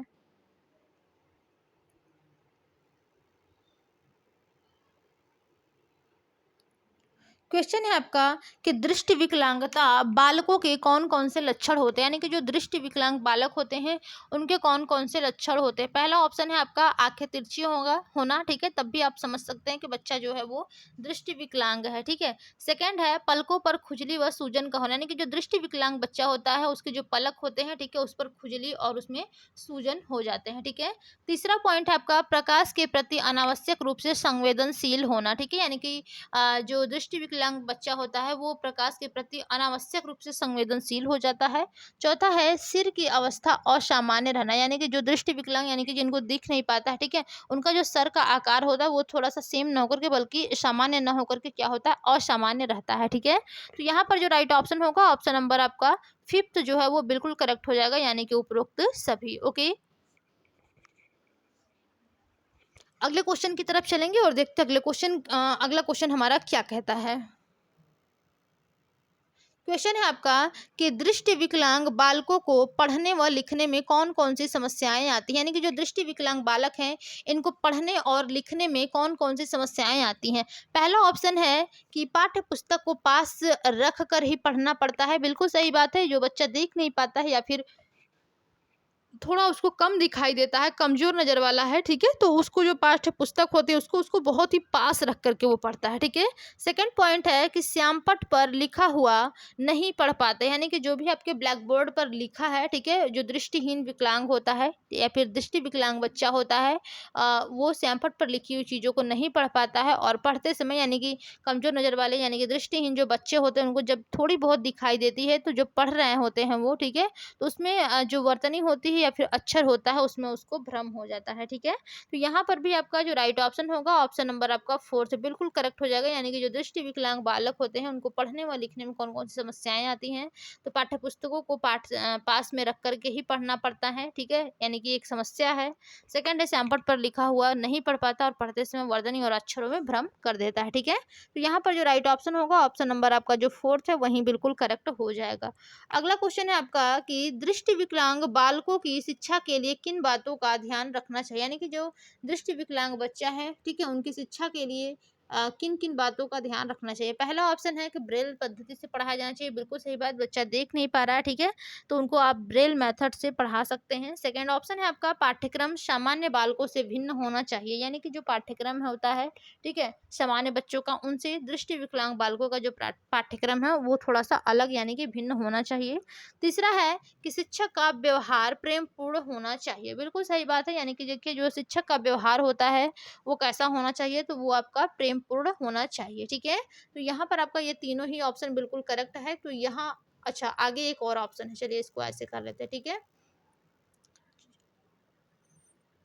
चौथा ऑप्शन है आपका कि संवेगात्मक रूप से अस्थिर होने से बचना चाहिए, यानी कि जो दृष्टि विकलांग बालक होते हैं, ठीक है, इनको शिक्षा देते समय आपको ध्यान देना है कि जो संवेगात्मक अस्थिर हो जाते हैं बच्चे, ठीक है, उनसे उनको बचाना चाहिए। तो यहाँ पर जो राइट ऑप्शन होगा ऑप्शन नंबर फिफ्थ आपका बिल्कुल करेक्ट हो जाएगा, यानी कि उपर्युक्त सभी। ओके, चलिए अगले क्वेश्चन की तरफ चलेंगे और देखते हैं अगला क्वेश्चन हमारा क्या कहता है। क्वेश्चन है आपका कि राष्ट्रीय दृष्टिहीन विकलांग संस्थान भारत में कहाँ पर स्थित है। यानी कि जो राष्ट्रीय दृष्टिहीन विकलांग संस्थान है वो भारत में कहाँ पर स्थित है। पहला ऑप्शन है आपका दिल्ली, देहरादून, इलाहाबाद, गुजरात। ठीक है, तो यहाँ पर क्या हो जाएगा, राइट ऑप्शन वो आपका हो जाएगा देहरादून हो जाएगा। ठीक है, यानी कि जो राष्ट्रीय दृष्टिहीन विकलांग संस्थान है वो कहाँ पर है, वो आपका देहरादून में है। ओके, चलिए अगले क्वेश्चन की तरफ चलेंगे और देखते हैं अगला क्वेश्चन हमारा क्या कहता है। क्वेश्चन है आपका कि दृष्टिहीनों को विशिष्ट शिक्षा देने के लिए कौन कौन से उपकरण प्रयोग में लाए जा रहे हैं। यानी कि जो दृष्टिहीन बच्चे हैं, ठीक है, इनके विशिष्ट शिक्षा यानी कि इनको विशिष्ट शिक्षा देने के लिए कौन कौन से उपकरण प्रयोग में लाए जा रहे हैं।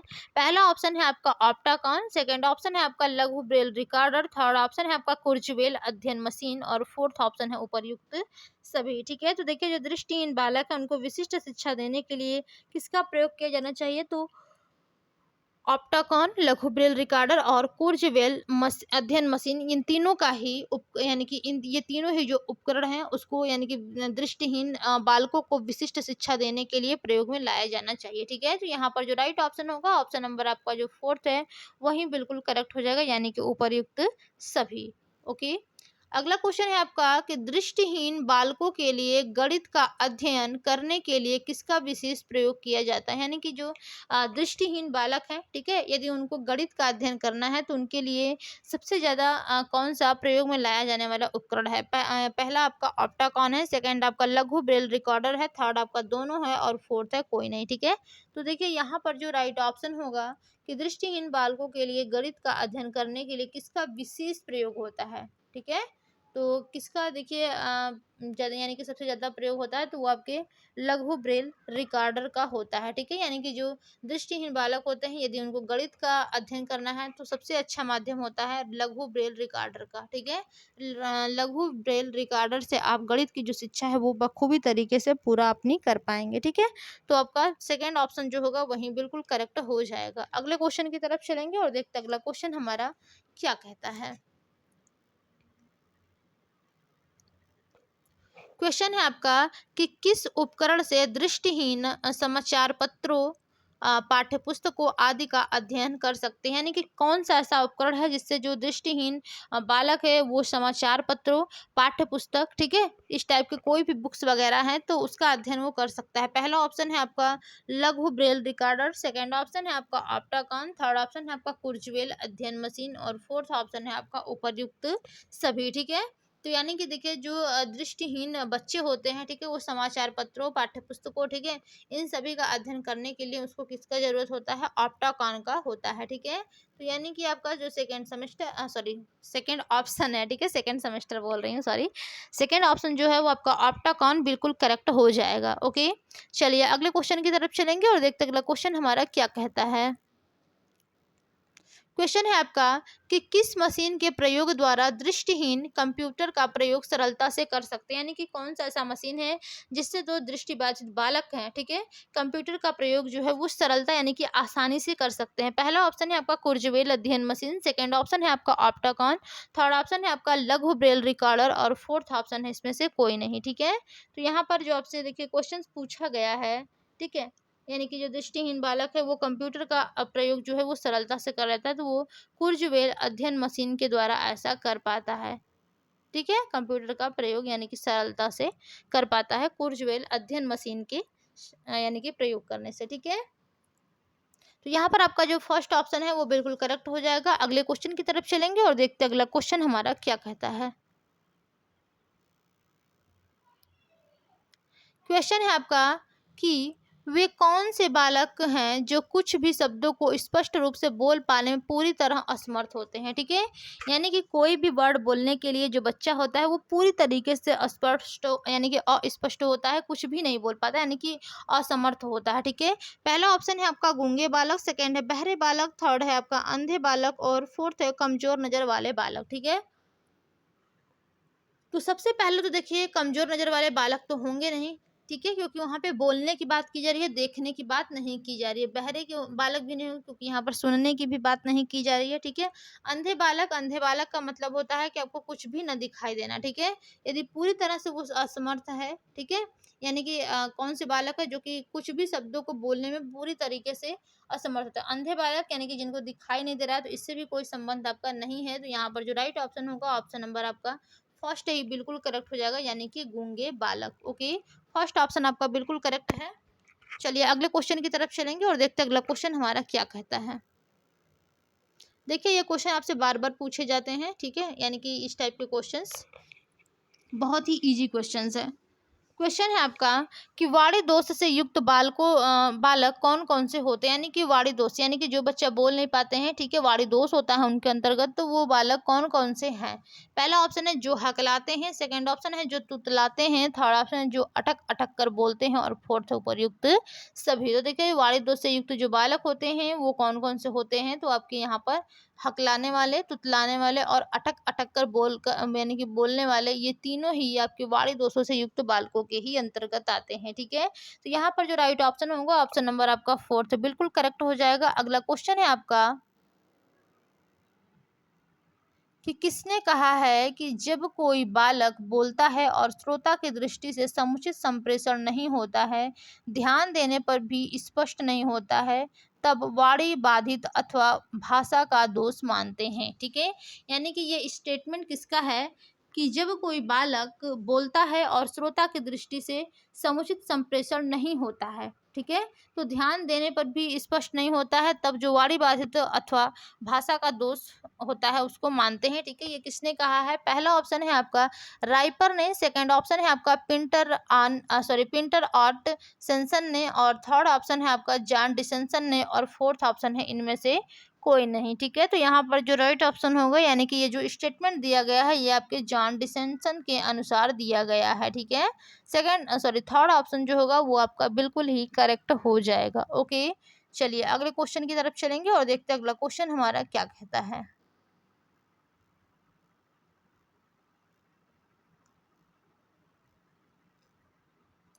क्वेश्चन है आपका कि वाणी दोष के प्रमुख कारण कौन कौन से होते हैं, यानी कि जो वाणी दोष के प्रमुख कारण होते हैं वो कौन कौन से होता है। पहला ऑप्शन है स्वर यंत्र में खराबी, सेकंड ऑप्शन है गले, जबड़ों तथा दांतों का दोषपूर्ण होना, थर्ड ऑप्शन है आपका दोनों, और फोर्थ ऑप्शन है कोई नहीं, ठीक है। यानी कि जिन बालकों में वाणी दोष होते हैं, ठीक है, उसके प्रमुख कारण कौन कौन से। सबसे पहला तो उसके स्वर यंत्र में खराबी होती है, ठीक है। दूसरा उसके गले, जबड़ों तथा दांतों का दोषपूर्ण होने से भी वाणी दोष हो जाते हैं, ठीक है। तो यहाँ पर आपका जो क्या होगा, राइट ऑप्शन जो होगा वो आपका थर्ड बिल्कुल करेक्ट हो जाएगा, यानी कि दोनों। ओके, चलिए अगले क्वेश्चन की तरफ चलेंगे और देखते हैं अगला क्वेश्चन हमारा क्या कहता है।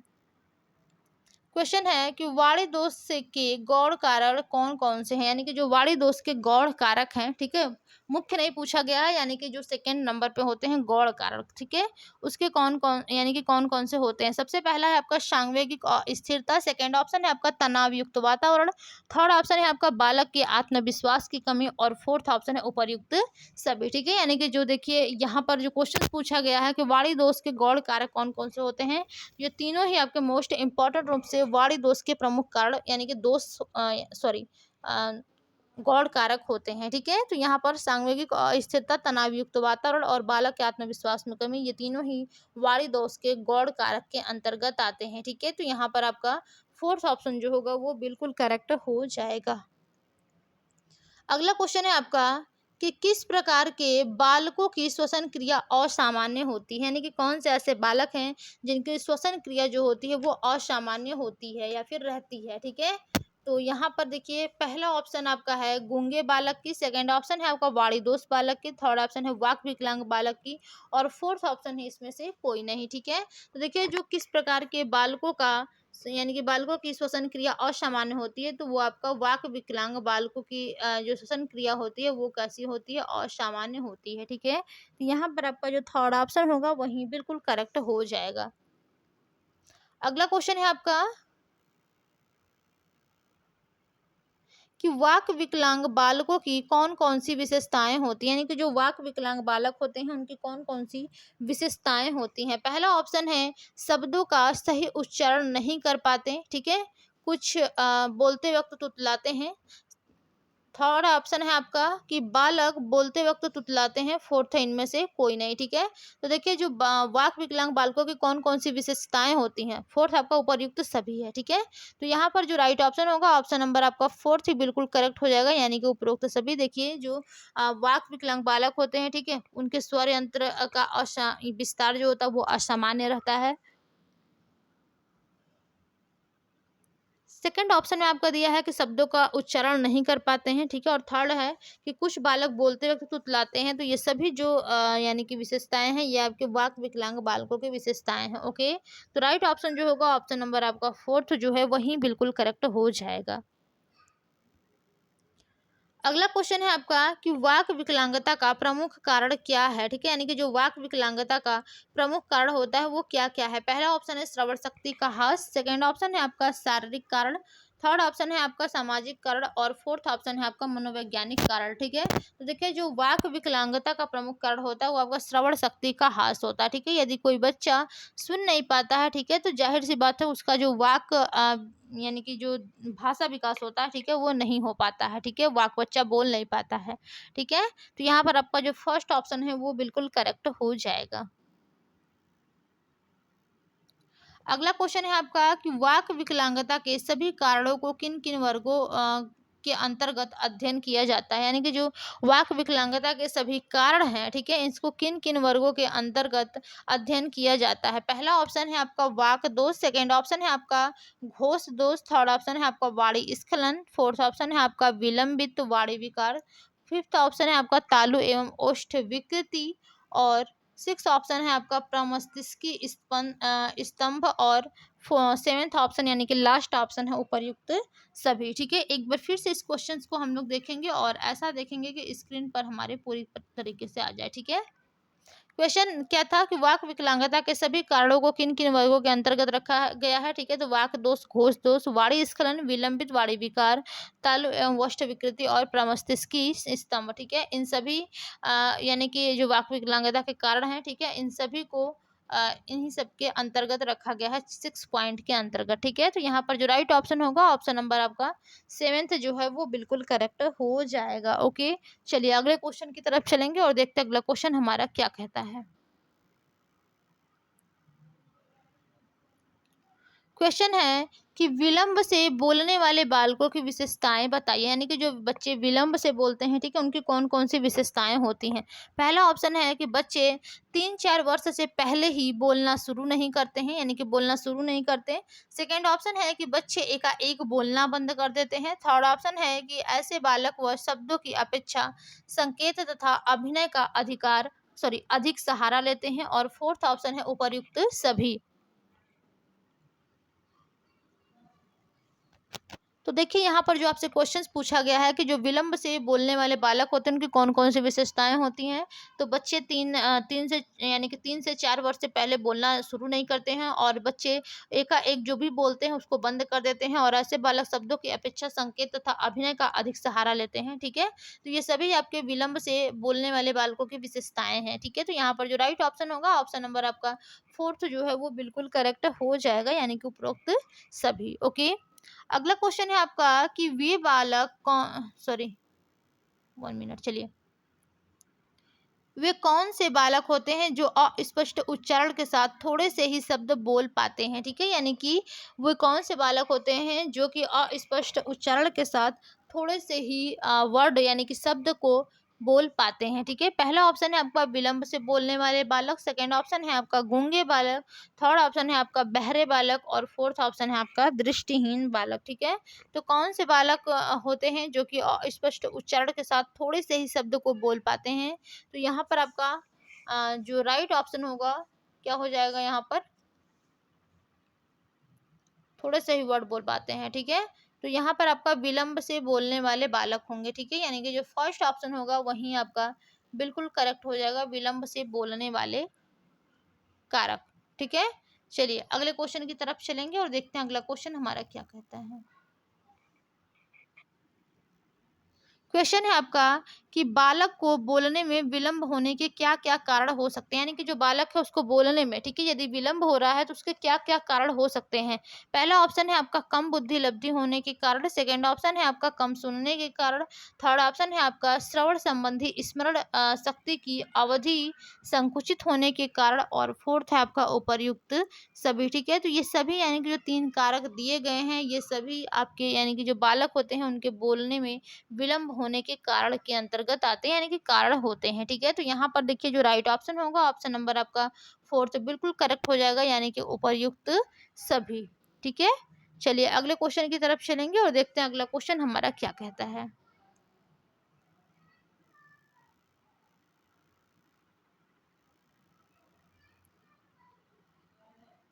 क्वेश्चन है आपका कि वाणी या भाषा दोषों से युक्त बालकों को शिक्षा देते समय किन किन बातों को ध्यान में रखना चाहिए, ठीक है। यानी कि जब भी आप वाणी या फिर भाषा दोष से युक्त जो बालक है, ठीक है, यदि आप उसको शिक्षा दे रहे हैं तो शिक्षा देते समय किन किन बातों का यानी कि बातों को ध्यान में रखना चाहिए। पहला ऑप्शन है आपका आनंदमयी एवं उपयुक्त वातावरण हो, सेकेंड ऑप्शन है कि जो बालक धीमी गति से सीखने वाले हैं उनके लिए अलग से पाठ्यक्रम तैयार किया जाना चाहिए, और थर्ड ऑप्शन है कि व्यावसायिक शिक्षा पर यानी कि जोर देना चाहिए।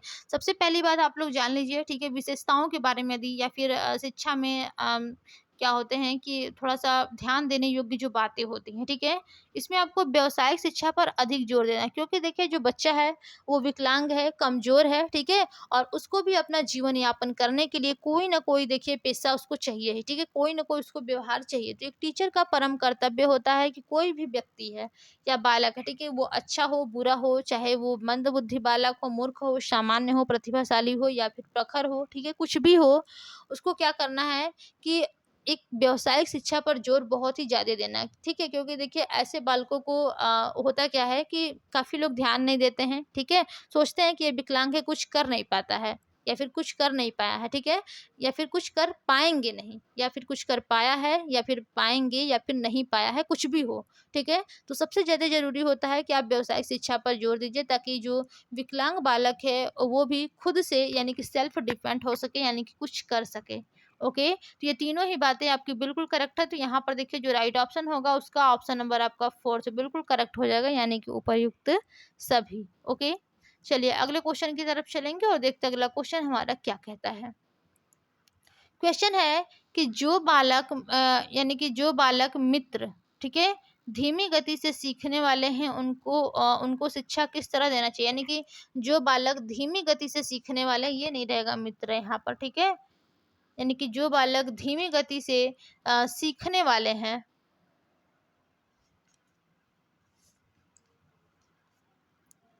सीखने वाले हैं उनको किस तरह शिक्षा देना चाहिए। पहला ऑप्शन है अलग से पाठ्यक्रम तैयार करके, सेकंड है शिक्षा से संबंधित उपयुक्त उपकरण उपलब्ध करा के, थर्ड ऑप्शन है विशेष शिक्षा केंद्र खोलकर, और फोर्थ ऑप्शन है उपर्युक्त सभी, ठीक है। तो जो बालक धीमी गति से सीखने वाले हैं, ठीक है, उनको किस तरह का शिक्षा देना चाहिए, तो उनके लिए एक यानी कि एक अलग से पाठ्यक्रम तैयार करके उनको पाठ्यक्रम देना चाहिए, ठीक है, किसको, जो बालक धीमी गति से सीख रहे हैं, ठीक है। तो जो फर्स्ट ऑप्शन होगा यहाँ पर वहीं आपका बिल्कुल करेक्ट हो जाएगा, यानी कि अलग से पाठ्यक्रम तैयार करके। चलिए अगले क्वेश्चन की तरफ चलेंगे और देखते हैं अगला क्वेश्चन हमारा क्या कहता है। क्वेश्चन है आपका कि विलंब से बोलने वाले बालकों की विशेषताएं बताइए, ठीक है, यानी कि जो बालक विलंब से बोलते हैं उनकी कौन कौन सी विशेषताएं होती हैं। पहला ऑप्शन है बच्चे 4 वर्ष से पहले बोलना शुरू नहीं करते, बिल्कुल सही बात है। सेकंड ऑप्शन है बच्चे एकाएक बोलना बंद कर देते हैं। थर्ड ऑप्शन है ऐसे बालक व शब्दों को, ठीक है, ऐसे बालक शब्दों की अपेक्षा संकेत का अधिक से अधिक सहारा लेते हैं, ठीक है, और फोर्थ है उपर्युक्त सभी। बिल्कुल सही बात है। देखिए जो विलंब यानी कि जो देर से बोलने वाले बालक होते हैं, ठीक है, ये 3-4 वर्ष से पहले बोलना शुरू नहीं करते हैं, और कुछ बोलते भी हैं तो एकाएक वो बोलना बंद कर जाते हैं, और ऐसे बालक जो होते हैं वो शब्दों की अपेक्षा संकेत तथा अभिनय का जो है वो ज़्यादा से ज़्यादा सहारा लेते हैं, ठीक है। तो इस प्रकार से यहाँ पर जो राइट ऑप्शन होगा ऑप्शन नंबर आपका फोर्थ जो है वो बिल्कुल करेक्ट हो जाएगा, यानी कि उपर्युक्त सभी। ओके, चलिए अगले क्वेश्चन की तरफ चलेंगे और देखते हैं अगला क्वेश्चन हमारा क्या कहता है। क्वेश्चन है आपका कि सामान्य बालकों की बुद्धि लब्धि कितना होता है, ठीक है, या फिर कितना है। तो देखिए जो सामान्य बालक होते हैं उनका जो बुद्धि लब्धि होता है वो आपका 109 से 90 से लेकर के 110 तक होता है, ठीक है। देखिए सर में काफ़ी दर्द होने लग रहा है, ठीक है, तो इसलिए थोड़ा-सा माइंड काम भी नहीं कर रहा, बट क्वेश्चंस लिए हैं तो क्वेश्चन अभी हम आप लोगों को पूरा टोटली कंप्लीट करा कर के ही जाएँगे, ठीक है। क्वेश्चन क्या है कि सामान्य बालकों का बुद्धि लब्धि होता है तो आपका 90 से लेकर के 110 होता है, ठीक है। यदि आपसे पूछ दे प्रखर बुद्धि तो वो आपके 130 प्लस होते हैं, ठीक है। और आपका प्रतिभाशाली बुद्धि पूछ दे प्रतिभाशाली बालकों की तो वो आपका 140 होता है, ठीक है। तो यहाँ पर ये दोनों ही आपके बिल्कुल करेक्ट हैं। चलिए अगले क्वेश्चन की तरफ चलेंगे और देखते हैं अगला क्वेश्चन हमारा क्या कहता है। क्वेश्चन है कि सामान्य बालक कैसे होते हैं, ठीक है, यानी कि देखिए जो जनरल चाइल्ड से या फिर चिल्ड्रन होते हैं वो कैसे होते हैं। पहला ऑप्शन है औसत गणितीय कद काठी के होते हैं, ठीक है। सेकेंड ऑप्शन है स्वस्थ होते हैं, थर्ड ऑप्शन है शिक्षा में औसत होते हैं और फोर्थ ऑप्शन है उपर्युक्त सभी। तो बिल्कुल सही बात है। देखिए एक सामान्य जो बालक होता है वो अंक गणितीय कद काठी के होते हैं औसत रूप से, ठीक है, यानी कि जनरली सामान्य, ठीक है। सेकंड है स्वस्थ होते हैं और शिक्षा में औसत होते हैं, ठीक है। तो यहाँ पर देखिए जो राइट ऑप्शन होगा ऑप्शन नंबर आपका जो फोर्थ होगा वही बिल्कुल करेक्ट हो जाएगा, यानी कि उपर्युक्त सभी। ओके, चलिए अगले क्वेश्चन की तरफ चलेंगे और देखते हैं अगला क्वेश्चन हमारा क्या कहता है।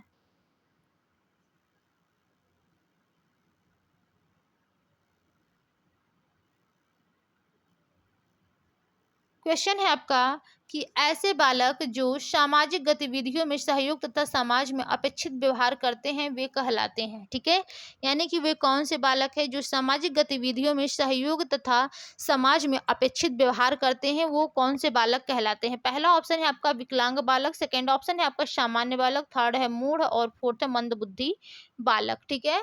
तो यहाँ पर देखिए जो आपसे क्वेश्चंस पूछे गए थे कि वे कौन से बालक है जो कि सामाजिक गतिविधियों में सहयोग तथा समाज में अपेक्षित व्यवहार करते हैं, ठीक है, यानी कि जो बालक अपेक्षित व्यवहार करते हैं वो किस प्रकार के बालकों के अंतर्गत आते हैं। विकलांग बालक, सामान्य बालक, मूढ़ बालक या फिर मंदबुद्धि बालक, ठीक है। तो देखिए जो ऐसे बालक होते हैं वो कौन से बालक कहलाते हैं। तो यहाँ पर आपका जो राइट हो ऑप्शन हो जाएगा ऑप्शन नंबर आपका सेकंड बिल्कुल करेक्ट हो जाएगा, यानी कि सामान्य बालक, ठीक है। तो यहाँ पर सेकंड ऑप्शन आपका बिल्कुल करेक्ट है। अगले क्वेश्चन की तरफ चलेंगे और देखते हैं अगला क्वेश्चन हमारा क्या। 1 मिनट।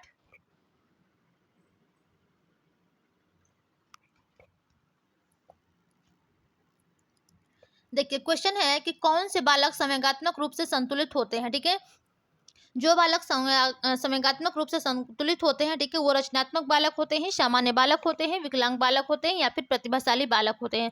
तो देखिए फ्रेंड जो बालक संवेगात्मक रूप से सम्मिलित यानी कि सॉरी आपका जो संतुलित होते हैं, ठीक है, यानी कि बैलेंस में होते हैं संवेगात्मक रूप से, ठीक है, वे आपके सामान्य बालक कहे जाते हैं, ठीक है। तो यहाँ पर आपका सेकंड ऑप्शन जो होगा वो बिल्कुल करेक्ट हो जाएगा। अगले क्वेश्चन की तरफ चलेंगे और देखते हैं अगला क्वेश्चन हमारा क्या कहता है। क्वेश्चन है आपका कि एक सामान्य बालक की प्रमुख विशेषताएं हैं, ठीक है, यानी कि देखिए जो एक सामान्य बालक की प्रमुख विशेषताएं होती हैं वो अच्छी शारीरिक बनावट वाला होता है। दूसरा है कि शारीरिक रूप से स्वस्थ होता है। थर्ड ऑप्शन है आपका शैक्षिक उपलब्धि अच्छी होती है और फोर्थ है उपरोक्त सभी, तो ठीक है। तो देखिए जो एक सामान्य बालक की प्रमुख विशेषताएं होती हैं वो ये तीनों ही होती हैं, यानी कि अच्छी शारीरिक बनावट वाला होता है, शारीरिक रूप से स्वस्थ होता है और शैक्षिक उपलब्धि जो होती है वो अच्छी होती है, ठीक है। तो यहाँ पर जो राइट ऑप्शन होगा ऑप्शन नंबर फोर्थ आपका बिल्कुल करेक्ट हो जाएगा, यानी कि उपरोक्त सभी। ओके, अगला क्वेश्चन है आपका कि जो बालक सभी क्षेत्रों में औसत होते हैं उन्हें कहा जाता है, ठीक है। देखिए ये सब सारे क्वेश्चन आपसे पूछे गए थे फर्स्ट पेपर में कि जो बालक सभी क्षेत्रों में औसत होते हैं उन्हें कौन से बालक कहा जाता है। तो उनको सामान्य बालक कहा जाएगा, जाहिर सी बात है। सभी क्षेत्रों में जो बालक औसत होते हैं उनको औसत बालक या फिर सामान्य बालक कहा जाता है, ठीक है। तो यहाँ पर आपका जो फर्स्ट ऑप्शन होगा वही बिल्कुल करेक्ट हो जाएगा। चलिए अगले क्वेश्चन की तरफ चलेंगे और देखते अगला क्वेश्चन हमारा क्या कहता है। क्वेश्चन है आपका कि विकलांग बालकों के अंतर्गत आते हैं, यानी कि विकलांग बालकों के अंतर्गत कौन कौन से बालक आते हैं। पहला ऑप्शन है जिनके अंग भंग हो, दूसरा है कि अंधे बहरे गूंगे हों और थर्ड ऑप्शन है कि हाथ पैर अपंग या अन्य शारीरिक बाधाओं से ग्रस्त हों, और फोर्थ है आपका उपर्युक्त सभी। ठीक है, तो देखिए जो विकलांग बालक है, ठीक है, उनके अंतर्गत कौन कौन से बालक आते हैं, तो उनके अंतर्गत वे बालक आते हैं जिनके अंग भंग हो, अंधे हो, बहरे हो, गूंगे हो, या फिर हाथ पैर से अपंग या अन्य शारीरिक बाधाओं से ग्रस्त हो। इनको ही विकलांग बालकों के अंतर्गत लिया जाता है, या फिर ये सभी बालक विकलांग बालकों के अंतर्गत आते हैं। ठीक है, तो यहाँ पर आपका जो फोर्थ ऑप्शन है वही बिल्कुल करेक्ट हो जाएगा। अगला क्वेश्चन है हमारा कि ल्यूरी के अनुसार, देखिए ये मोस्ट इंपॉर्टेंट क्वेश्चन, ये आपके आया था फर्स्ट पेपर में, ये आपका सेकंड पेपर में भी आ सकता है क्वेश्चन। ठीक है, ल्यूरी के अनुसार जो विकलांग बालक है उसकी प्रवृत्ति कैसी होती है, स्वयंहीनता होती है, हीनता होती है, उपलब्धि होती है, या फिर कोई नहीं होती है। ठीक है, तो देखिए जो ल्यूरी के अनुसार विकलांग बालक होते हैं, ठीक है, उनकी प्रवृत्ति कैसी होती है, तो वो स्वयंहीनता होती है। ठीक है, तो फर्स्ट ऑप्शन जो होगा वो बिल्कुल करेक्ट आपका हो जाएगा। अगला क्वेश्चन है आपका कि विकलांग बालक अपने बालकों को कैसा समझते हैं। ठीक है, यानी कि सॉरी अपने आप को, ठीक है, यानी कि जो विकलांग बालक होते हैं वो अपने आप को कैसा समझते हैं, ये भी क्वेश्चन आपके फर्स्ट पेपर में देखिए आया हुआ था। असहाय समझते हैं, असुरक्षित समझते हैं, अयोग्य समझते हैं, या फिर उपरोक्त सभी। ठीक है, तो देखिए जो विकलांग बालक होते हैं वो अपने आप को कैसा समझते हैं, तो वो अपने आप को असहाय, असुरक्षित और अयोग्य समझते हैं। ठीक है, तो यहाँ पर आपका जो राइट ऑप्शन होगा ऑप्शन नंबर आपका फोर्थ बिल्कुल करेक्ट हो जाएगा, यानी कि उपरोक्त सभी। चलिए अगले क्वेश्चन की तरफ चलेंगे और देखते हैं अगला क्वेश्चन हमारा क्या कहता है। क्वेश्चन है आपका कि किन बालकों के अंतर्गत हीनता की भावना बढ़ जाती है, यानी कि कौन से ऐसे बालक है जिनके अंतर्गत हीनता की भावना बढ़ जाती है। सामान्य बालक, ये भी क्वेश्चन आपके फर्स्ट पेपर में आया हुआ था। सामान्य बालक, सेकंड ऑप्शन है आपका विकलांग बालक, थर्ड है मूढ़ बालक, और फोर्थ है इनमें से कोई नहीं। तो किस बालकों में हीनता की भावना बढ़ जाती है, तो वो आपके विकलांग बालकों के अंतर्गत ऐसा होता है। ठीक है, यानी कि जो विकलांग बालक है वो अपने, यानी कि उनके अंतर्गत क्या होता है, हीनता की भावना। ठीक है, अपने आप को, यानी कि अपने आप को वो हीन समझने लगते हैं, यानी कि वो ये सोचते हैं मैं यानी कि असहयोगी हूँ। ठीक है, किसी का मैं सहयोग नहीं कर सकता हूँ, अयोग्य हूँ। ठीक है, किसी कार्य में मैं योग्य नहीं हूँ।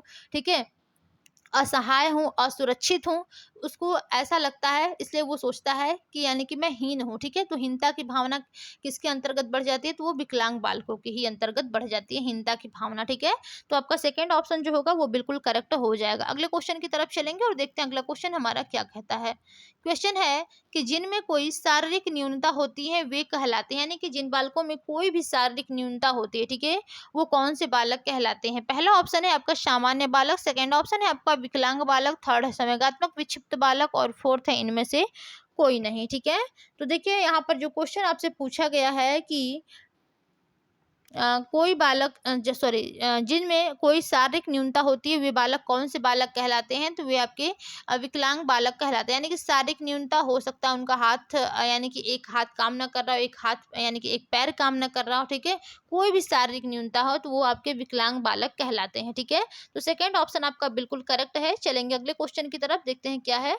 क्वेश्चन है आपका कि विकलांग बालक, ठीक है, यानी कि विकलांग बालक कैसे होते हैं, ये भी क्वेश्चन देखिए मोस्ट इंपॉर्टेंट, एकदम मेरे क्वेश्चंस यानी कि एकदम छाप दिए गए थे पेपर में। ठीक है, यानी कि जो विकलांग बालक होते हैं वो कैसे होते हैं। पहला ऑप्शन है शारीरिक रूप से खराब बनावट के होते हैं, शारीरिक रूप से अच्छी बनावट के होते हैं, या फिर दोनों होते हैं, या इनमें से कोई नहीं। तो देखिए यहाँ पर जो क्वेश्चन आपसे पूछा गया है जो विकलांग बालक होते हैं वो कैसे होते हैं, तो देखिए जो शारीरिक विकलांग सॉरी जो विकलांग बालक होते हैं वो शारीरिक रूप से खराब बनावट के होते हैं, जो अच्छी बनावट के होते हैं वो आपके सामान्य बालक के अंतर्गत आते हैं। ठीक है, तो यहाँ पर जो राइट ऑप्शन होगा जो विकलांग बालक होते हैं वो शारीरिक रूप से खराब बनावट के होते हैं, तो फर्स्ट ऑप्शन जो होगा वही आपका बिल्कुल करेक्ट हो जाएगा। ओके, चलिए अगले क्वेश्चन की तरफ चलेंगे और देखते हैं अगला क्वेश्चन हमारा क्या कहता है।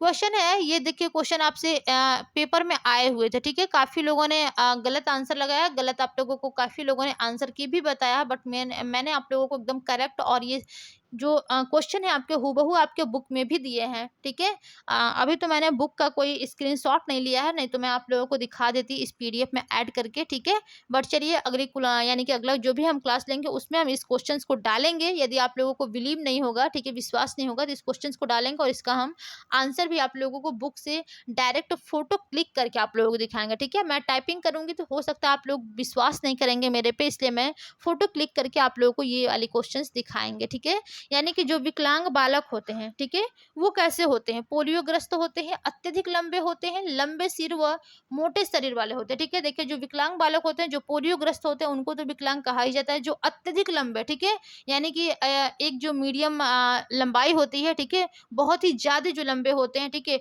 वो भी विकलांग बालकों के ही अंतर्गत आते हैं। उनको देखेंगे तो उनका शरीर एकदम बहुत ही अजीब टाइप से होता है, एकदम पतले दुबले एकदम लंबे खंबे की तरह होते हैं, ठीक है। मेरी नज़र में एक लोग हैं अभी ठीक है, मेरे बगल के ही हैं एक लोग, वो काफ़ी लंबे हैं। उनको आप देख लेंगे तो जैसे लगेगा वो चलते हैं तो वो एकदम ऐसे-ऐसे जैसे थोड़ा-सा हिलते-हिलते चलते हैं, ठीक है। तो अत्यधिक लंबे जो होते हैं वो भी विकलांग के भी अंतर्गत आते हैं। और किसी का जो सिर होता है वो काफ़ी लंबा होता है या फिर वो मोटे शरीर वाला होता है, ठीक है। यानी कि जो उसका सर है वो काफ़ी लंबा होता है और वह मोटे शरीर वाले होते हैं। तो ये सभी आपके विकलांग बालक के ही अंतर्गत आते हैं, ठीक है। तो यहाँ पर जो राइट ऑप्शन होगा उपर्युक्त सभी, जो लोग देखिए उपर्युक्त सभी लगाए हैं उन लोगों को 1 नंबर मिलेगा, ठीक है। और जो लोग नहीं लगाए केवल पोलियोग्रस्त लगाएंगे उनका 1 नंबर जो है वो कट जाएगा, ठीक है। जो लोग नहीं लगाए होंगे पोलियोग्रस्त उपर्युक्त सभी लगाए होंगे उनको 1 नंबर जो है वो मिल जाएगा, ठीक है। तो यहाँ पर जो राइट ऑप्शन होगा ऑप्शन नंबर आपका 4th ही बिल्कुल करेक्ट हो जाएगा। ओके, चलिए अगले क्वेश्चन की तरफ चलेंगे और देखते हैं अगला क्वेश्चन हमारा क्या कहता है। क्वेश्चन है आपका कि किन बालकों की शैक्षिक उपलब्धि या तो बहुत अच्छी होती है या तो बहुत ही न्यून होती है, ठीक है, जिसके कारण असफलता का सामना करना पड़ता है। देखिए यानी कि कौन से ऐसे बालक हैं जिनकी शैक्षिक उपलब्धि या तो बहुत ही अच्छी होती है या फिर बहुत ही न्यून होती है, ठीक है, जिसके कारण उनको असफलता का सामना करना पड़ता है, ठीक है। तो ये कौन से बालक कहलाते हैं? सामान्य बालक, विकलांग बालक कहलाते हैं, सामान्य बालक कहलाते हैं, दोनों या फिर कोई नहीं, ठीक है। तो देखिए ऐसे जो बालक होते हैं वो आपके विकलांग बालक कहलाते हैं, ठीक है। विकलांग बालकों का जो देखिए बुद्धि लब्धि होता है वो 0-10 से लेकर के 130-40 तक चला जाता है, ठीक है, जो विकलांग बालक होते हैं, ठीक है। तो विकलांग बालक देखिए जो होते हैं, कभी कभी क्या होता है कि इनका जो उपलब्धि होता है शैक्षिक वो बहुत ही अच्छा, तो कभी कभी क्या होता है कि कोई टीचर कोई भी चीज बताते हैं, ठीक है, वो बच्चा एक बार में कैच कर लेता है, ठीक है। और कभी कभी इतना उसको बताया जाता है लेकिन वो कभी भी कैच ही नहीं कर पाता, उसकी बुद्धि जो होती है इतनी न्यून होती है, बहुत ही अच्छी नहीं होती, यानी कि बहुत ही निम्न होती है उसकी शैक्षिक उपलब्धि, ठीक है। तो इस प्रकार के जो बालक होते हैं उनको क्या होता है असफलता का सामना करना पड़ता है, ठीक है। तो यहाँ पर आपका जो राइट ऑप्शन होगा ऑप्शन नंबर आपका फर्स्ट बिल्कुल करेक्ट हो जाएगा, यानी कि विकलांग बालक। तो फर्स्ट ऑप्शन आपका बिल्कुल करेक्ट है। चलिए अगले क्वेश्चन की तरफ चलेंगे और देखते हैं अगला क्वेश्चन हमारा क्या कहता है। क्वेश्चन है किन बालकों का संवेगों पर नियंत्रण रहता है। ये भी क्वेश्चन आपसे देखिए फर्स्ट पेपर में पूछे गए थे कि किन बालकों का संवेगों पर नियंत्रण रहता हो। और देखिए ये जो सारे क्वेश्चन है आप लोगों को पीडीएफ में प्रोवाइड कराए हुए थे, ठीक है, जिन लोगों ने पढ़ा होगा, और क्लास में भी मैंने ये सारे क्वेश्चंस कराए हुए थे, ठीक है। तो जो लोगों ने अच्छे से तैयारी किया होगा सारे लोग अच्छे नंबर मार्क्स लेकर के आए हैं, ठीक है। और एक चीज और देखिए, अभी तक आप लोगों ने क्लास को लाइक नहीं किया होगा, ठीक है, तो लाइक कर दीजिए। और सभी लोग अभी तक शेयर नहीं किए हैं तो सभी लोग शेयर करिए। आप लोगों का देखिए जो रूल था, एक लोग जो है वो 2 लोगों को शेयर करेंगे, ठीक है। तो एक लोग कितने लोगों को शेयर करेंगे? 2 लोगों को शेयर करेंगे, तो ये आप लोगों की फुल जिम्मेदारी है। चलिए फटाफट से अभी के अभी तुरंत आप लोग शेयर करिए क्लास को, ठीक है। 1 लोग 2 लोगों को, अपने 2 दोस्तों को शेयर करिए या फिर 2 अलग-अलग दोस्तों को शेयर किया करिए, ठीक है। यानी कि 2 लोगों को, और तुरंत शेयर किया करिए ताकि वीडियो आप लोगों की आ चुकी है, ठीक है। और तुरंत शेयर करिए ताकि सभी लोग तुरंत पढ़ना स्टार्ट कर दें, ठीक है। बाद में शेयर करने से कोई मतलब नहीं है। आप लोग जब वीडियो देख रहे हैं, क्लास अटेंड कर रहे हैं, ठीक है, तभी उसी टाइम शेयर कर दिया करिए। ऐसा नहीं कि मैं पढ़ लूँ, ठीक है, किसी को मैं हेल्प ना करूँ। तो देखिए यहाँ पर जो भी क्लासेस आप लोगों को चलाई जा रही है पब्लिकली है, सबके लिए है, ठीक है। तो आप लोगों का भी एक रिस्पॉन्सिबिलिटी है कि आप सभी लोग शेयर करते चलिए, ठीक है, ताकि सभी लोगों को हेल्प मिल सके। ओके, क्वेश्चन क्या था कि किन बालकों का संवेगों पर नियंत्रण होता है? सामान्य बालक, विकलांग बालक या फिर दोनों या कोई नहीं, ठीक है। तो देखिए जिन बालकों का अपने संवेगों पर नियंत्रण होता है वो आपके सामान्य बालक होते हैं, ठीक है। तो जो फर्स्ट ऑप्शन होगा वही आपका सबसे करेक्ट आंसर, यानी कि बिल्कुल करेक्ट ऑप्शन हो जाएगा। ओके, चलिए अगले क्वेश्चन की तरफ चलेंगे और देखते हैं अगला क्वेश्चन हमारा क्या कहता है। क्वेश्चन है कि किन बालकों का संवेगों पर नियंत्रण नहीं रहता है। ठीक उसके अपोजिट क्वेश्चन पूछा है कि किन बालकों का अपने संवेगों पर नियंत्रण नहीं रहता है, तो आपके विकलांग बालक होते हैं, ठीक है। विकलांग बालक, सामान्य बालक, दोनों या कोई नहीं, तो आपके विकलांग बालक ही होते हैं जिनका अपने संवेगों पर नियंत्रण नहीं होता है, क्योंकि उनका जो बुद्धि लब्धि होता है अभी अभी हमने बताया कि 0 यानी कि 10 से लेकर के उनका जो बुद्धि लब्धि होता है वो 130 से लेकर के 140 तक रहता है, ठीक है। इसको समझ लीजिएगा, राइटिंग अच्छी बन नहीं रही है, स्क्रीन पे राइटिंग नहीं अच्छी आ पाती है, ठीक है।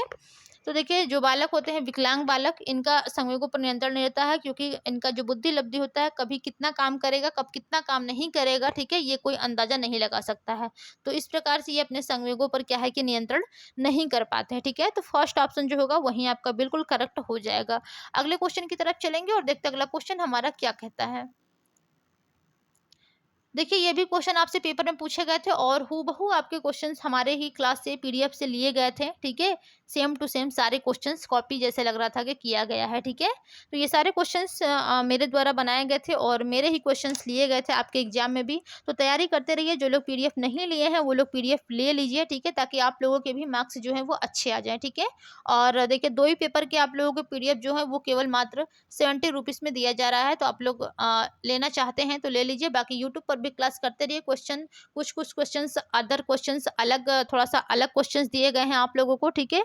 और देखिए जो आपके क्वेश्चंस फर्स्ट पेपर में धारा वाले आए थे, ठीक है, उस क्वेश्चंस को हम रिसर्च कर रहे हैं। जैसे रिसर्च हो जाता है हमारा क्वेश्चंस एकदम ऑथेंटिक यानी कि ऑथेंटिक उसका आंसर हमें मिल जाता है, तो उसको हम फटाक से आप लोगों के यूट्यूब चैनल पर करा देंगे, ताकि सेकंड पेपर में यदि धारा वाले कोई भी क्वेश्चंस आए तो वो भी आप लोग कर लीजिए, ठीक है। बाकी क्वेश्चन तो आप लोग कर ही लेंगे क्लास एंड पीडीएफ से, और जो क्वेश्चन नहीं आपके सिलेबस में दिया है वो भी क्वेश्चन आप लोगों को हम पॉलिटी से करा देंगे, ताकि आप सभी लोग सारे क्वेश्चंस को अटेंड कर लीजिएगा, ठीक है। तो जो क्वेश्चन था आपसे पूछा गया कि कौन सेवा घर विद्यालय तथा समाज में अच्छा समायोजन रखते हैं, सामान्य बालक, औसत बालक, दोनों या फिर कोई नहीं। तो देखिए जो बालक सेवा घर विद्यालय तथा अपने समाज में अच्छा समायोजन करते हैं वो आपके सामान्य बालक होते हैं, ठीक है। सामान्य बालक जो होते हैं यानी कि जिनका आईक्यू लेवल 90 से लेकर के 110 तक होता है, ये जो बालक होते हैं अपने घर में अपने मित्रों के साथ, अपने विद्यालय में किसी के भी साथ, ठीक है, जो यानी कि समायोजन यानी कि जो एडजस्टमेंट है वो अच्छे तरीके से कर लेते हैं, ठीक है। तो यहाँ पर जो राइट ऑप्शन होगा ऑप्शन नंबर आपका फर्स्ट बिल्कुल करेक्ट हो जाएगा। अगला क्वेश्चन है आपका कि कौन से बालक, देखिए ठीक अपोजिट क्वेश्चंस पूछे गए हैं कि कौन से बालक घर विद्यालय तथा समाज में अच्छा समायोजन नहीं कर रखते हैं। पहला ऑप्शन है सामान्य बालक, सेकंड है विकलांग बालक, थर्ड है औसत बालक और फोर्थ है कोई नहीं, ठीक है। तो देखिए जो बालक अपने समाज घर विद्यालय में अच्छा समायोजन नहीं रख पाते हैं वो आपके विकलांग बालक होते हैं, ठीक है। तो यहाँ पर आपका सेकेंड ऑप्शन बिल्कुल करेक्ट है। 1 मिनट बस थोड़ा सा वेट करिएगा, जस्ट मैं पानी पी लूँ।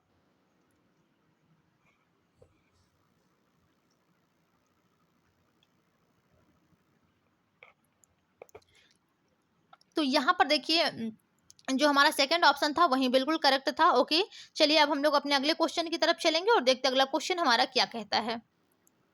क्वेश्चन है कि कौन से बालक कक्षा में पढ़ाई व बताई गई बातों को ठीक से समझ लेते हैं, ठीक है। सामान्य बालक, विकलांग बालक, दोनों या फिर कोई नहीं। तो देखिए ये कौन से बालक होते हैं जो आपकी क्लास में कुछ भी पढ़ाया जाता है, ठीक है, लिखाया जाता है तो आप उस बातों को ठीक से समझ लेते हैं। तो वहां पर कौन से बालक होते हैं जो ठीक यानी कि अच्छी तरह से समझ लेते हैं, तो आपके सामान्य बालक होते हैं, ठीक है, जिनका आईक्यू लेवल कितना होता है 90 से लेकर के 110 तक होता है, ठीक है। बार बार मैं बता रही हूँ, हो सकता है आपके एग्जाम में बुद्धि लब्धि से भी क्वेश्चन आ जाए कि सामान्य बालकों का बुद्धि लब्धि कितना होता है, तो आप लोग फटाक से जो ऑप्शन होगा उस पर सही एकदम टिक कर दीजिएगा, ठीक है। तो यहाँ पर आपका जो फर्स्ट ऑप्शन होगा वही बिल्कुल करेक्ट हो जाएगा, यानी कि जो सामान्य बालक होते हैं वो अपने क्लास में पढ़ाई व बताई गई बातों को ठीक प्रकार से समझ लेते हैं। ओके, चलिए अगले क्वेश्चन की तरफ चलेंगे और देखते हैं अगला क्वेश्चन हमारा क्या कहता है। क्वेश्चन है कि किन बालकों को साथियों और मित्रों के साथ समायोजन करना सर्वथा कठिन होता है, यानी कि ऐसे कौन से बालक है जिनको अपने साथियों और मित्रों के साथ समायोजन करना यानी कि सर्वथा, ठीक है, समायोजन करना सर्वथा कठिन होता है। सामान्य बालकों के साथ, विकलांग बालकों के साथ, दोनों के साथ या फिर कोई नहीं। तो यहाँ पर देखिए जो सबसे करेक्ट ऑप्शन होगा, सबसे कठिन किसको होता है, वो आपके विकलांग बालकों को ही होता है, ठीक है, यानी कि सेकेंड ऑप्शन जो होगा वही आपका बिल्कुल करेक्ट हो जाएगा। ओके, चलिए अगले क्वेश्चन की तरफ चलेंगे और देखते हैं अगला क्वेश्चन हमारा क्या कहता है। क्वेश्चन है आपका कि विकलांगता की स्थिति में विकास होता है। देखिए कोई बच्चा विकलांग रहेगा, ठीक है, ये भी क्वेश्चन आपसे पूछे गए थे, हूबहू क्वेश्चन एकदम। मैंने बार बार मैं बोल रही हूँ कि मेरे क्लास से एकदम हूबहू क्वेश्चन आपके पेपर में एग्जैक्ट आते हैं। सेकंड सेमेस्टर में भी ऐसा आया हुआ था, ठीक है, फोर्थ सेमेस्टर में भी ऐसे ही आ रहे हैं। तो प्लीज़ आप सभी लोगों को शेयर करिए ताकि सभी लोगों को हेल्प मिल सके, सबके जो मार्क्स हैं वो अच्छे आ सकें।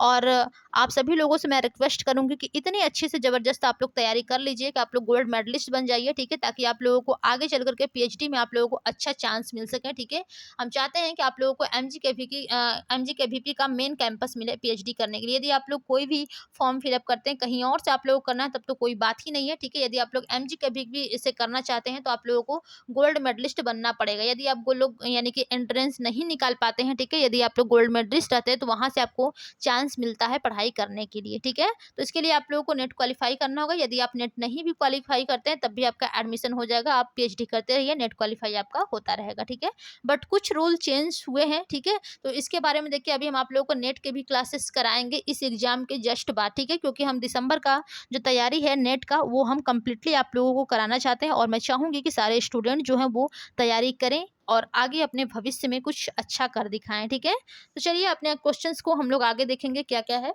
क्वेश्चन क्या है कि विकलांगता की स्थिति में जो विकास है वो कैसा होता है, न्यून होता है, तीव्र होता है, सामान्य होता है या फिर कोई नहीं। तो देखिए जब बच्चा कोई विकलांग है तो उसकी स्थिति में उसका जो विकास होता है वो काफी न्यून होता है, यानी कि कम होता है। ठीक है, विकास की गति न्यून होती है। तो फर्स्ट ऑप्शन यहाँ पर आपका बिल्कुल करेक्ट है। अगले क्वेश्चन की तरफ चलेंगे और देखिए ये क्वेश्चन मैंने एक बार और आप लोग को डिस्कस कराया था और एक बार मैं और करा दे रही हूँ। हो सकता है आपके देखिए इस सिलेबस से मेन क्वेश्चन उठाया गया है। ठीक है, आपके हो सकता है कि इस बार पेपर में पूछ दे कि एजुकेशन ऑफ एक्सपेंशनल चिल्ड्रन के चिल्ड्रन पुस्तक के लेखक कौन है। पहला ऑप्शन दिया है डॉक्टर केसी पांडा, सेकंड ऑप्शन है आपका बाल गोविंद तिवारी, थर्ड ऑप्शन है क्रो एवं क्रो और फोर्थ ऑप्शन है आपका कोई नहीं। ठीक है, तो देखिए एजुकेशन ऑफ एक्सपेंशनल चिल्ड्रन पुस्तक के लेखक कौन है, तो ये आपके डॉक्टर केसी पांडा है। ठीक है, ये हम आप लोगों को कई बार क्वेश्चंस करा चुके हैं और बार बार क्वेश्चंस कराने से ये मतलब है कि आप लोगों के जो क्वेश्चन है वो 100% श्योर तैयारी आप लोगों की हो जानी चाहिए। ठीक है, तो फर्स्ट ऑप्शन जो होगा वही आपका बिल्कुल करेक्ट है। चलिए अगले क्वेश्चन की तरफ चलेंगे और देखते हैं अगला क्वेश्चन हमारा क्या कहता है। क्वेश्चन है आपका कि विशेष बालकों की व्याख्या करने के लिए किन किन शब्दों का प्रयोग किया जाता है। यदि आप किसी भी विशेष बालकों को, ठीक है, यानी कि विशिष्ट बालकों की व्याख्या कर रहे हैं तो वहां पर आप किन किन वर्ड्स यानी कि शब्द का प्रयोग कर सकते हैं। पहला ऑप्शन है आपका क्षतियुक्तता, सेकंड ऑप्शन है आपका असमर्थता, थर्ड ऑप्शन है आपका अपंगता या फिर जिसे हम लोग विकलांगता बोलते हैं, फोर्थ ऑप्शन है आपका अर्ध सामान्य बालक या लास्ट है आपके उपर्युक्त सभी। ठीक है, तो देखिए हम लोग विशेष बालकों की व्याख्या करने के लिए किन किन शब्दों का प्रयोग कर सकते हैं। तो क्षतियुक्तता, असमर्थता, अपंगता या विकलांगता, अर्ध सामान्य बालक। ठीक है, इन सभी बालकों का हम लोग इन सभी वर्ड्स का, ठीक है, विशिष्ट बालकों के लिए प्रयोग कर सकते हैं। हम लोग उसको क्षतियुक्तता, असमर्थता, अपंगता या अर्ध सामान्य बालक भी बोल सकते हैं। ठीक है, तो यहाँ पर आपका जो राइट ऑप्शन होगा ऑप्शन नंबर 5 जो है वही बिल्कुल करेक्ट हो जाएगा, यानी कि उपर्युक्त सभी। ओके, चलिए अगला क्वेश्चन है हमारा कि असमर्थता को कितने भागों में विभाजित किया गया। ये सारे को क्वेश्चन आप लोग क्या है कि एकदम 100% श्योरली तैयार करिएगा। सारे के सारे क्वेश्चन यहाँ से आप लोगों के फंसेंगे इस क्लास से। ठीक है, असमर्थता को कितने भागों में विभाजित किया गया है, 3 भागों में, 4 भागों में, 5 भागों में या फिर 6 भागों में। ठीक है, तो देखिए जो असमर्थता होती है उसको कितने भागों में बांटा गया है, 3 भागों में बांटा गया है। किन किन भागों में बांटा गया है अगले क्लासेस में हम लोग अगले क्वेश्चंस में हम लोग इसको समझेंगे। ठीक है, चलिए क्वेश्चन हमारा अगला है कि असमर्थता के विभिन्न भागों को बताइए। अभी हमने पढ़ा कि असमर्थता के कितने भाग होते हैं, तो 3 भाग होते हैं, यानी कि 3 भागों में बांटा गया है। अब यहाँ पर आपसे क्वेश्चंस पूछा जा रहा है कि असमर्थता के विभिन्न भागों को बताइए। पहला ऑप्शन है आपका अस्थायी क्षतियुक्तता या फिर बाधिता, सेकेंड ऑप्शन है आपका आंशिक युक्तता या फिर बाधिता, थर्ड ऑप्शन है आपका स्थायी क्षतियुक्तता या फिर बाधिता और फोर्थ है उपर्युक्त सभी। ठीक है, तो देखिए ये जो आपसे क्वेश्चन पूछा गया है कि असमर्थता के विभिन्न भागों को बताइए, तो ये तीनों ही भाग हैं असमर्थता के, अस्थायी बाधिता, आंशिक बाधिता या फिर स्थायी बाधिता। ठीक है, ये तीनों ही आपके असमर्थता के भाग हैं। ठीक है, तो यहाँ पर जो राइट ऑप्शन होगा ऑप्शन नंबर आपका जो 4th है वही करेक्ट हो जाएगा, यानी कि उपर्युक्त सभी। ओके, चलिए अगले क्वेश्चन की तरफ चलेंगे और देखते अगला क्वेश्चन हमारा क्या कहता है। क्वेश्चन है आपका कि क्षतियुक्तता या बाधिता किस रूप में होती है। ठीक है, यानी कि जो क्षतियुक्तता या फिर बाधिता है वो किस रूप में होती है। संरचना यानी कि बनावट रूप में होती है, व्यवहारिक रूप में होती है, मनोवैज्ञानिक रूप में होती है या फिर उपर्युक्त सभी यानी कि सभी रूप में होती है। ठीक है, तो देखिए जो क्षतियुक्तता या फिर बाधिता होती है वो किस रूप में होती है, तो वो आपका संरचना यानी कि बनावट के रूप में होता है। ठीक है, तो जो फर्स्ट ऑप्शन होगा वही आपका बिल्कुल करेक्ट हो जाएगा, यानी कि संरचना या फिर बनावट। ओके, चलिए अगले क्वेश्चन की तरफ चलेंगे और देखते अगला क्वेश्चन हमारा क्या कहता है।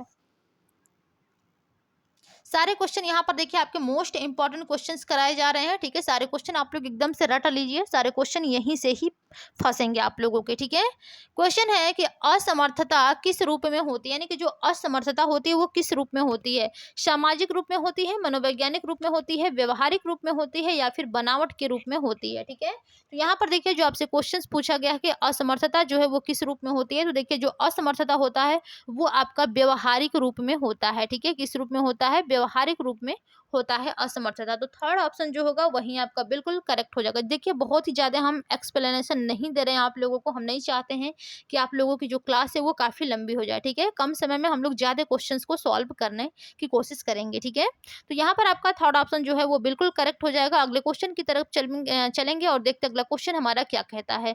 क्वेश्चन है कि अपंगता या विकलांगता किस रूप में होता है या फिर होती है। ठीक है, यानी कि जो अपंगता है या फिर विकलांगता है ये किस रूप में होती है।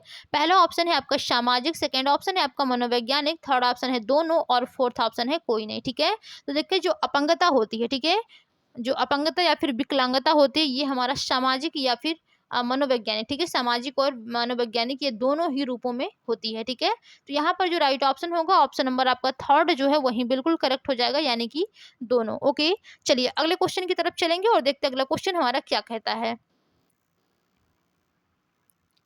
क्वेश्चन है आपसे पूछा गया है कि विकलांग बालकों की कौन कौन सी विशेषताएं होती हैं। ठीक है, मोस्ट इंपॉर्टेंट क्वेश्चंस, विकलांग बालकों की कौन कौन सी विशेषताएं होती हैं। पहला ऑप्शन है व्यक्तित्व विकास पूर्ण रूप से न हो पाना, सेकंड ऑप्शन है कि मानसिक एवं संज्ञानात्मक योग्यता की कमी, थर्ड ऑप्शन है आपका आत्म प्रदर्शन की कमी और फोर्थ ऑप्शन है आपका उपर्युक्त सभी। ठीक है, तो यानी कि देखिए जो विकलांग बालक है, ठीक है, इनकी कौन कौन सी विशेषताएं होती है। सबसे पहला विशेषता होता है कि जो व्यक्तित्व का विकास होता है ये पूर्ण रूप से नहीं हो पाता है इनका। ठीक है, और सेकंड क्या है कि मानसिक एवं संज्ञानात्मक योग्यता की कमी। बिल्कुल सही बात है। देखिए विकलांग बालक जो होते हैं हमने पहले भी बताया है कि उनका 0 10 से लेकर के, ठीक है, कितने बुद्धि लब्धि तक होते हैं ये 130 या फिर 140 तक ये होते हैं। ठीक है, बुद्धि लब्धि के होते हैं ये। ठीक है, तो देखिए जो विकलांग बालक हैं ये 10 के भी हो सकते हैं बुद्धि लब्धि। ठीक है, 0 से लेकर के 130 और 140 तक भी हो सकते हैं। ठीक है, तो इनकी जो मानसिक और संज्ञानात्मक योग्यता होती है उसमें कमी देखने को पाई जाती है। ठीक है, और ये आत्म प्रदर्शन यानी कि खुद का प्रेजेंटेशन नहीं कर पाते हैं, नहीं खुद को प्रेजेंट नहीं कर पाते हैं किसी के भी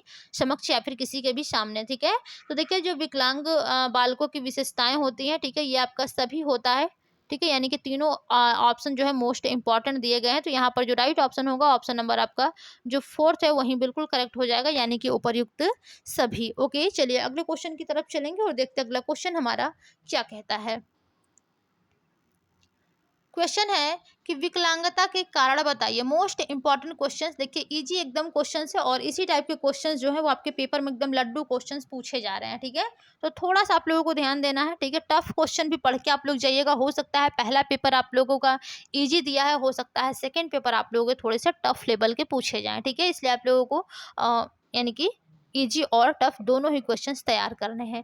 क्या क्या कारण होते हैं विकलांगता के। आनुवंशिकता, प्रतिकूल वातावरण, दुर्घटना, आयु, बीमारी या फिर उपर्युक्त सभी। ठीक है, तो देखिए जो विकलांगता के कारण होते हैं आपका आनुवंशिकता है, यानी कि जो आपके पूर्वजों से चली आ रही है। यदि आपके पूर्वज भी विकलांग रहे होंगे तो जो आने वाले भविष्य में जो बच्चे हैं, ठीक है, जो नई पीढ़ी आने वाली है वो भी विकलांग होगी। प्रतिकूल वातावरण यानी कि उनको अनुकूल वातावरण यदि ना दिया जाए तब भी बच्चा विकलांग हो जाता है। किसी दुर्घटना में यानी कि चोट लग गया, एक्सीडेंट हो गया तब भी बच्चा विकलांग हो जाता है। जैसे जैसे आयु बढ़ती जाती है, ठीक है, रोग अनेक होते जाते हैं। ठीक है, तो जिसकी वजह से बच्चा विकलांग हो जाता है। और कई रोग ऐसे होते हैं जो कि काफी लंबे समय तक चलते हैं, जो बीमारी होती है, ठीक है, उससे भी जो व्यक्ति होता है वो विकलांग हो जाता है। ठीक है, ये तीनों ही आपके कारण जो 3 पॉइंट में बताए गए हैं ये आपके मोस्ट इंपॉर्टेंट है विकलांगता के कारण। तो यहाँ पर जो राइट ऑप्शन होगा ऑप्शन नंबर आपका फोर्थ ही बिल्कुल करेक्ट हो जाएगा, यानी कि उपर्युक्त सभी। ओके, चलिए अगले क्वेश्चन की तरफ चलेंगे और देखते अगला क्वेश्चन हमारा क्या कहता है।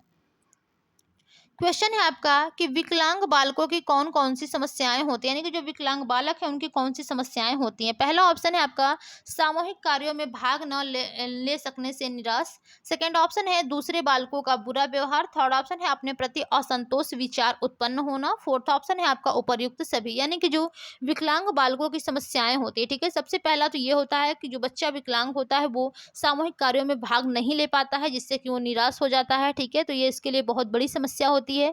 दूसरे बालक जो होते हैं वो हमेशा विकलांग बालकों को चिढ़ाते रहते हैं, ठीक है। इस प्रकार से भी जो विकलांग बालक होते हैं उनकी एक ये समस्या बनी हुई है, ठीक है। और थर्ड पॉइंट है कि अपने प्रति असंतोषप्रद विचार उत्पन्न होना, यानी कि जो विकलांग बालक होते हैं वो खुद के प्रति, ठीक है, असंतोष विचार उत्पन्न करते हैं कि मैं ऐसा हूँ, मैं विकलांग हूँ, ठीक है, नहीं तो मैं ये करता, नहीं तो मैं भी सामाजिक कार्यों में या फिर सामूहिक कार्यों में भाग लेता, ठीक है। तो वो अपने प्रति ही जो उनके विचार होते हैं वो असंतोषप्रद होते हैं, ठीक है। तो ये सभी आपके विकलांग बालकों की मोस्ट इंपॉर्टेंट समस्याएं होती हैं, ठीक है। तो यहाँ पर जो आपका राइट ऑप्शन होगा, ऑप्शन नंबर आपका फोर्थ जो है वो बिल्कुल करेक्ट हो जाएगा, यानी कि उपर्युक्त सभी। ओके, चलिए अगले क्वेश्चन की तरफ चलेंगे और देखते हैं अगला क्वेश्चन हमारा क्या कहता है। क्वेश्चन है आपका कि सैमुअल किर्क के अनुसार विकलांगता के कितने प्रकार होते हैं, ठीक है। तो जो आपके सैमुअल किर्क साहब हैं इनके अनुसार जो विकलांगता है ये कितने प्रकार के होते हैं? 2 प्रकार के होते हैं, 3 प्रकार के होते हैं, 4 प्रकार के होते हैं या फिर 5 प्रकार के होते हैं, ठीक है। तो यहाँ पर जो आपका राइट ऑप्शन होगा, ऑप्शन नंबर आपका थर्ड जो है वो बिल्कुल करेक्ट हो जाएगा, सॉरी सेकंड ऑप्शन बिल्कुल करेक्ट हो जाएगा, यानी कि जो सैमुअल किर्क के अनुसार विकलांगता होती है वो 3 प्रकार के होते हैं। ओके, अगले क्वेश्चन में हम लोग डिस्कस करेंगे कि कौन कौन से सैमुअल किर्क के अनुसार विकलांगता के प्रकार होते हैं, ठीक है। चलिए अगला क्वेश्चन है हमारा, देखिए उसी से रिलेटेड है कि सैमुअल किर्क के अनुसार विकलांगता के कौन कौन से प्रकार होते हैं। पहला ऑप्शन है आपका शारीरिक विकलांग बालक, सेकंड ऑप्शन है आपका मानसिक विकलांग बालक, थर्ड ऑप्शन है आपका सामाजिक रूप से कुसमायोजित बालक और फोर्थ ऑप्शन है उपर्युक्त सभी, ठीक है। तो देखिए जो सैमुअल किर्क के अनुसार विकलांगता के प्रकार होते हैं, ठीक है, वो 3 प्रकार होते हैं, ठीक है। ये भी आपके आ सकते हैं, कौन कौन से तो नहीं आ सकते, हो सकता है केवल शॉर्टकट में क्वेश्चन पूछे कि सैमुअल किर्क के अनुसार विकलांगता कितने प्रकार होते हैं। 3 प्रकार होते हैं, शारीरिक विकलांग बालक, मानसिक विकलांग बालक, सामाजिक रूप से कुसमायोजित बालक, ठीक है। तो यहाँ पर आपका जो राइट ऑप्शन बनेगा, ऑप्शन नंबर आपका फोर्थ जो है वही बिल्कुल करेक्ट हो जाएगा, यानी कि उपर्युक्त सभी। ओके, चलिए अगले क्वेश्चन की तरफ चलेंगे और देखते हैं अगला क्वेश्चन हमारा क्या कहता है। क्वेश्चन है कि वर्तमान समय में भारत में किन किन समस्याओं का सामना करना पड़ रहा है, यानी कि वर्तमान प्रेजेंट टाइम में आपके भारत में, आपके अपने भारत में किन किन समस्याओं का सामना करना पड़ रहा है। पहला ऑप्शन है आपका आंतरिक सुरक्षा की समस्या, सेकंड ऑप्शन है आपका आपातकालीन स्थिति की समस्या, थर्ड ऑप्शन है आपका सुरक्षा की समस्या और फोर्थ ऑप्शन है आपका उपर्युक्त सभी, ठीक है। तो देखिए जो वर्तमान समय में आपका भारत है ये किन किन समस्याओं का सामना करना पड़ रहा है, ठीक है। तो सबसे पहले तो आंतरिक सुरक्षा की समस्या हो गई है, ठीक है, और आपातकालीन स्थिति की समस्या है और सुरक्षा की भी समस्या हो गई है, ठीक है। तो यहाँ पर जो आपका राइट ऑप्शन होगा, ऑप्शन नंबर आपका जो फोर्थ है वही बिल्कुल करेक्ट हो जाएगा, यानी कि उपर्युक्त सभी। ओके, चलिए अगले क्वेश्चन की तरफ चलेंगे और देखते हैं अगला क्वेश्चन हमारा क्या कहता है। क्वेश्चन है कि अपंगता से संबंधित है, यानी कि अपंगता जो है वो किससे संबंधित है। पहला ऑप्शन है सामान्यतः सुनने में असमर्थ होना, सेकंड ऑप्शन है ध्वनि ग्रहण करने में कठिनाई, थर्ड ऑप्शन है आपका कान रचना का क्षतिग्रस्त होना और फोर्थ ऑप्शन है कोई नहीं, ठीक है। तो देखिए जो आपसे क्वेश्चंस पूछा गया है कि असामान्यता, सॉरी अपंगता, ठीक है, अपंगता किससे संबंधित होता है। तो जाहिर सी बात है जो अपंगता होता है वो सामान्यतः सुनने में जो असमर्थ होते हैं व्यक्ति, ठीक है, उनको अपंग कहा जाता है, ठीक है। ध्वनि ग्रहण करने में कठिनाई नहीं, कान की रचना करने या फिर क्षतिग्रस्त होना ये सब भी नहीं, लेकिन जो सबसे ज्यादा मोस्ट इंपॉर्टेंट होता है अपंगता से संबंधित होना, यानी कि सामान्यतः सुनने में असमर्थ होना। ओके, तो यहाँ पर देखिए यहाँ पर जो आपका पहला ऑप्शन है वही बिल्कुल करेक्ट हो जाएगा, ठीक है, यानी कि जो राइट ऑप्शन होगा ऑप्शन नंबर फर्स्ट जो है वही बिल्कुल करेक्ट हो जाएगा। ओके, अगले क्वेश्चन की तरफ चलेंगे और देखते हैं अगला क्वेश्चन हमारा क्या कहता है। क्वेश्चन है आपका असमर्थता यानी कि डिसेबिलिटी जो है वो किससे संबंधित है। पहला ऑप्शन है आपका ध्वनि ग्रहण करने में कठिनाई, ठीक है। इसके पहले हम लोग अपंगता पढ़े थे, वो आपका सामान्यतः सुनने में असमर्थ होना होता है, ठीक है। सेकंड यहाँ पर हमने पढ़ रहे हैं हम लोग, यानी कि असमर्थता जो होता है, ठीक है। अपंगता असमर्थता में थोड़ा सा अंतर है, ठीक है। अभी आपको हम डिटेल में इसको एक्सप्लेन करेंगे। ओके, क्वेश्चन क्या है कि असमर्थता यानी कि जो डिसेबिलिटी है ये किससे संबंधित है। ध्वनि ग्रहण करने में कठिनाई, सेकंड ऑप्शन है वस्तु को पकड़ने अथवा चलने में कठिनाई, थर्ड ऑप्शन है अन्य बालकों के समान कार्य करने में कठिनाई और फोर्थ ऑप्शन है आपका उपर्युक्त सभी, ठीक है। यानी कि देखिए जो अपंगता होता है, ठीक है, अपंग कोई किसी भी एक चीज से, यानी कि आप अपंग हैं, ठीक है, यानी कि आप सुनने में यदि आप असमर्थ हैं, ठीक है, तो वहां पर आपको असमर्थता से प्रयोग किया जाएगा, यानी कि असमर्थता सॉरी अपंगता बोला जाएगा आपको, ठीक है। लेकिन आप किसी भी चीज में असमर्थ हैं, ठीक है, यानी कि आप जैसे कि ध्वनि ग्रहण करने में आपको कठिनाई हो रही है, ठीक है, वस्तु को पकड़ने या फिर चलने में कठिनाई हो रही है, अन्य बालकों के सामान्य कार्य करने में कठिनाई हो रही है, ठीक है। तो ये सब क्या कहा जाएगा, डिसेबिलिटी यानी कि असमर्थता, ठीक है। तो यहाँ पर जो राइट ऑप्शन होगा ऑप्शन नंबर फोर्थ बिल्कुल करेक्ट हो जाएगा, यानी कि उपर्युक्त सभी। ओके, चलिए अगले क्वेश्चन की तरफ चलेंगे और देखते हैं अगला क्वेश्चन हमारा क्या कहता है। क्वेश्चन है कि कौन से बालक शारीरिक रोग होने से स्वयं सदैव परेशान और अपने जीवन से निराश रहते हैं, यानी कि कौन से ऐसे बालक हैं जो शारीरिक रोग से यानी कि शारीरिक रोग होने से स्वयं सदैव परेशान और अपने जीवन से वो हमेशा निराश रहते हैं। पहला ऑप्शन है विकलांग बालक, सेकंड ऑप्शन है आपका सामान्य बालक, थर्ड ऑप्शन है आपका औसत बालक और फोर्थ ऑप्शन है उपर्युक्त सभी। तो देखिए जो बालक यानी कि शारीरिक रोग होने के कारण वो स्वयं सदैव परेशान और अपने जीवन से निराश रहते हैं, वो आपके विकलांग बालक होते हैं, ठीक है। सामान्य बालक औसत बालक बिल्कुल नहीं होगा, सामान्य बालक और औसत बालक ये दोनों का मतलब एक ही होता है, ठीक है। और कोई नहीं तो होगा नहीं, ठीक है, उपर्युक्त सभी। तो यहाँ पर जो राइट ऑप्शन होगा ऑप्शन नंबर आपका फर्स्ट जो होगा वही बिल्कुल करेक्ट हो जाएगा, यानी कि विकलांग बालक। ओके, चलिए अगले क्वेश्चन की तरफ चलेंगे और देखते अगला सॉरी यानी कि आपका जो क्वेश्चन था यहीं पर कंप्लीट हुआ है, ठीक है। आज हम लोगों ने 117 क्वेश्चन अपने डिस्कस किए हैं और ये सारे क्वेश्चन आप लोगों के सेकंड पेपर के लिए मोस्ट इंपॉर्टेंट है, ठीक है। अभी इसके हम आप लोगों को पार्ट 2 क्लास महामैराथन कराएंगे, ठीक है, जिसमें आप लोगों की इससे भी बेटर मोस्ट इंपॉर्टेंट क्वेश्चंस उसमें होंगे, ठीक है।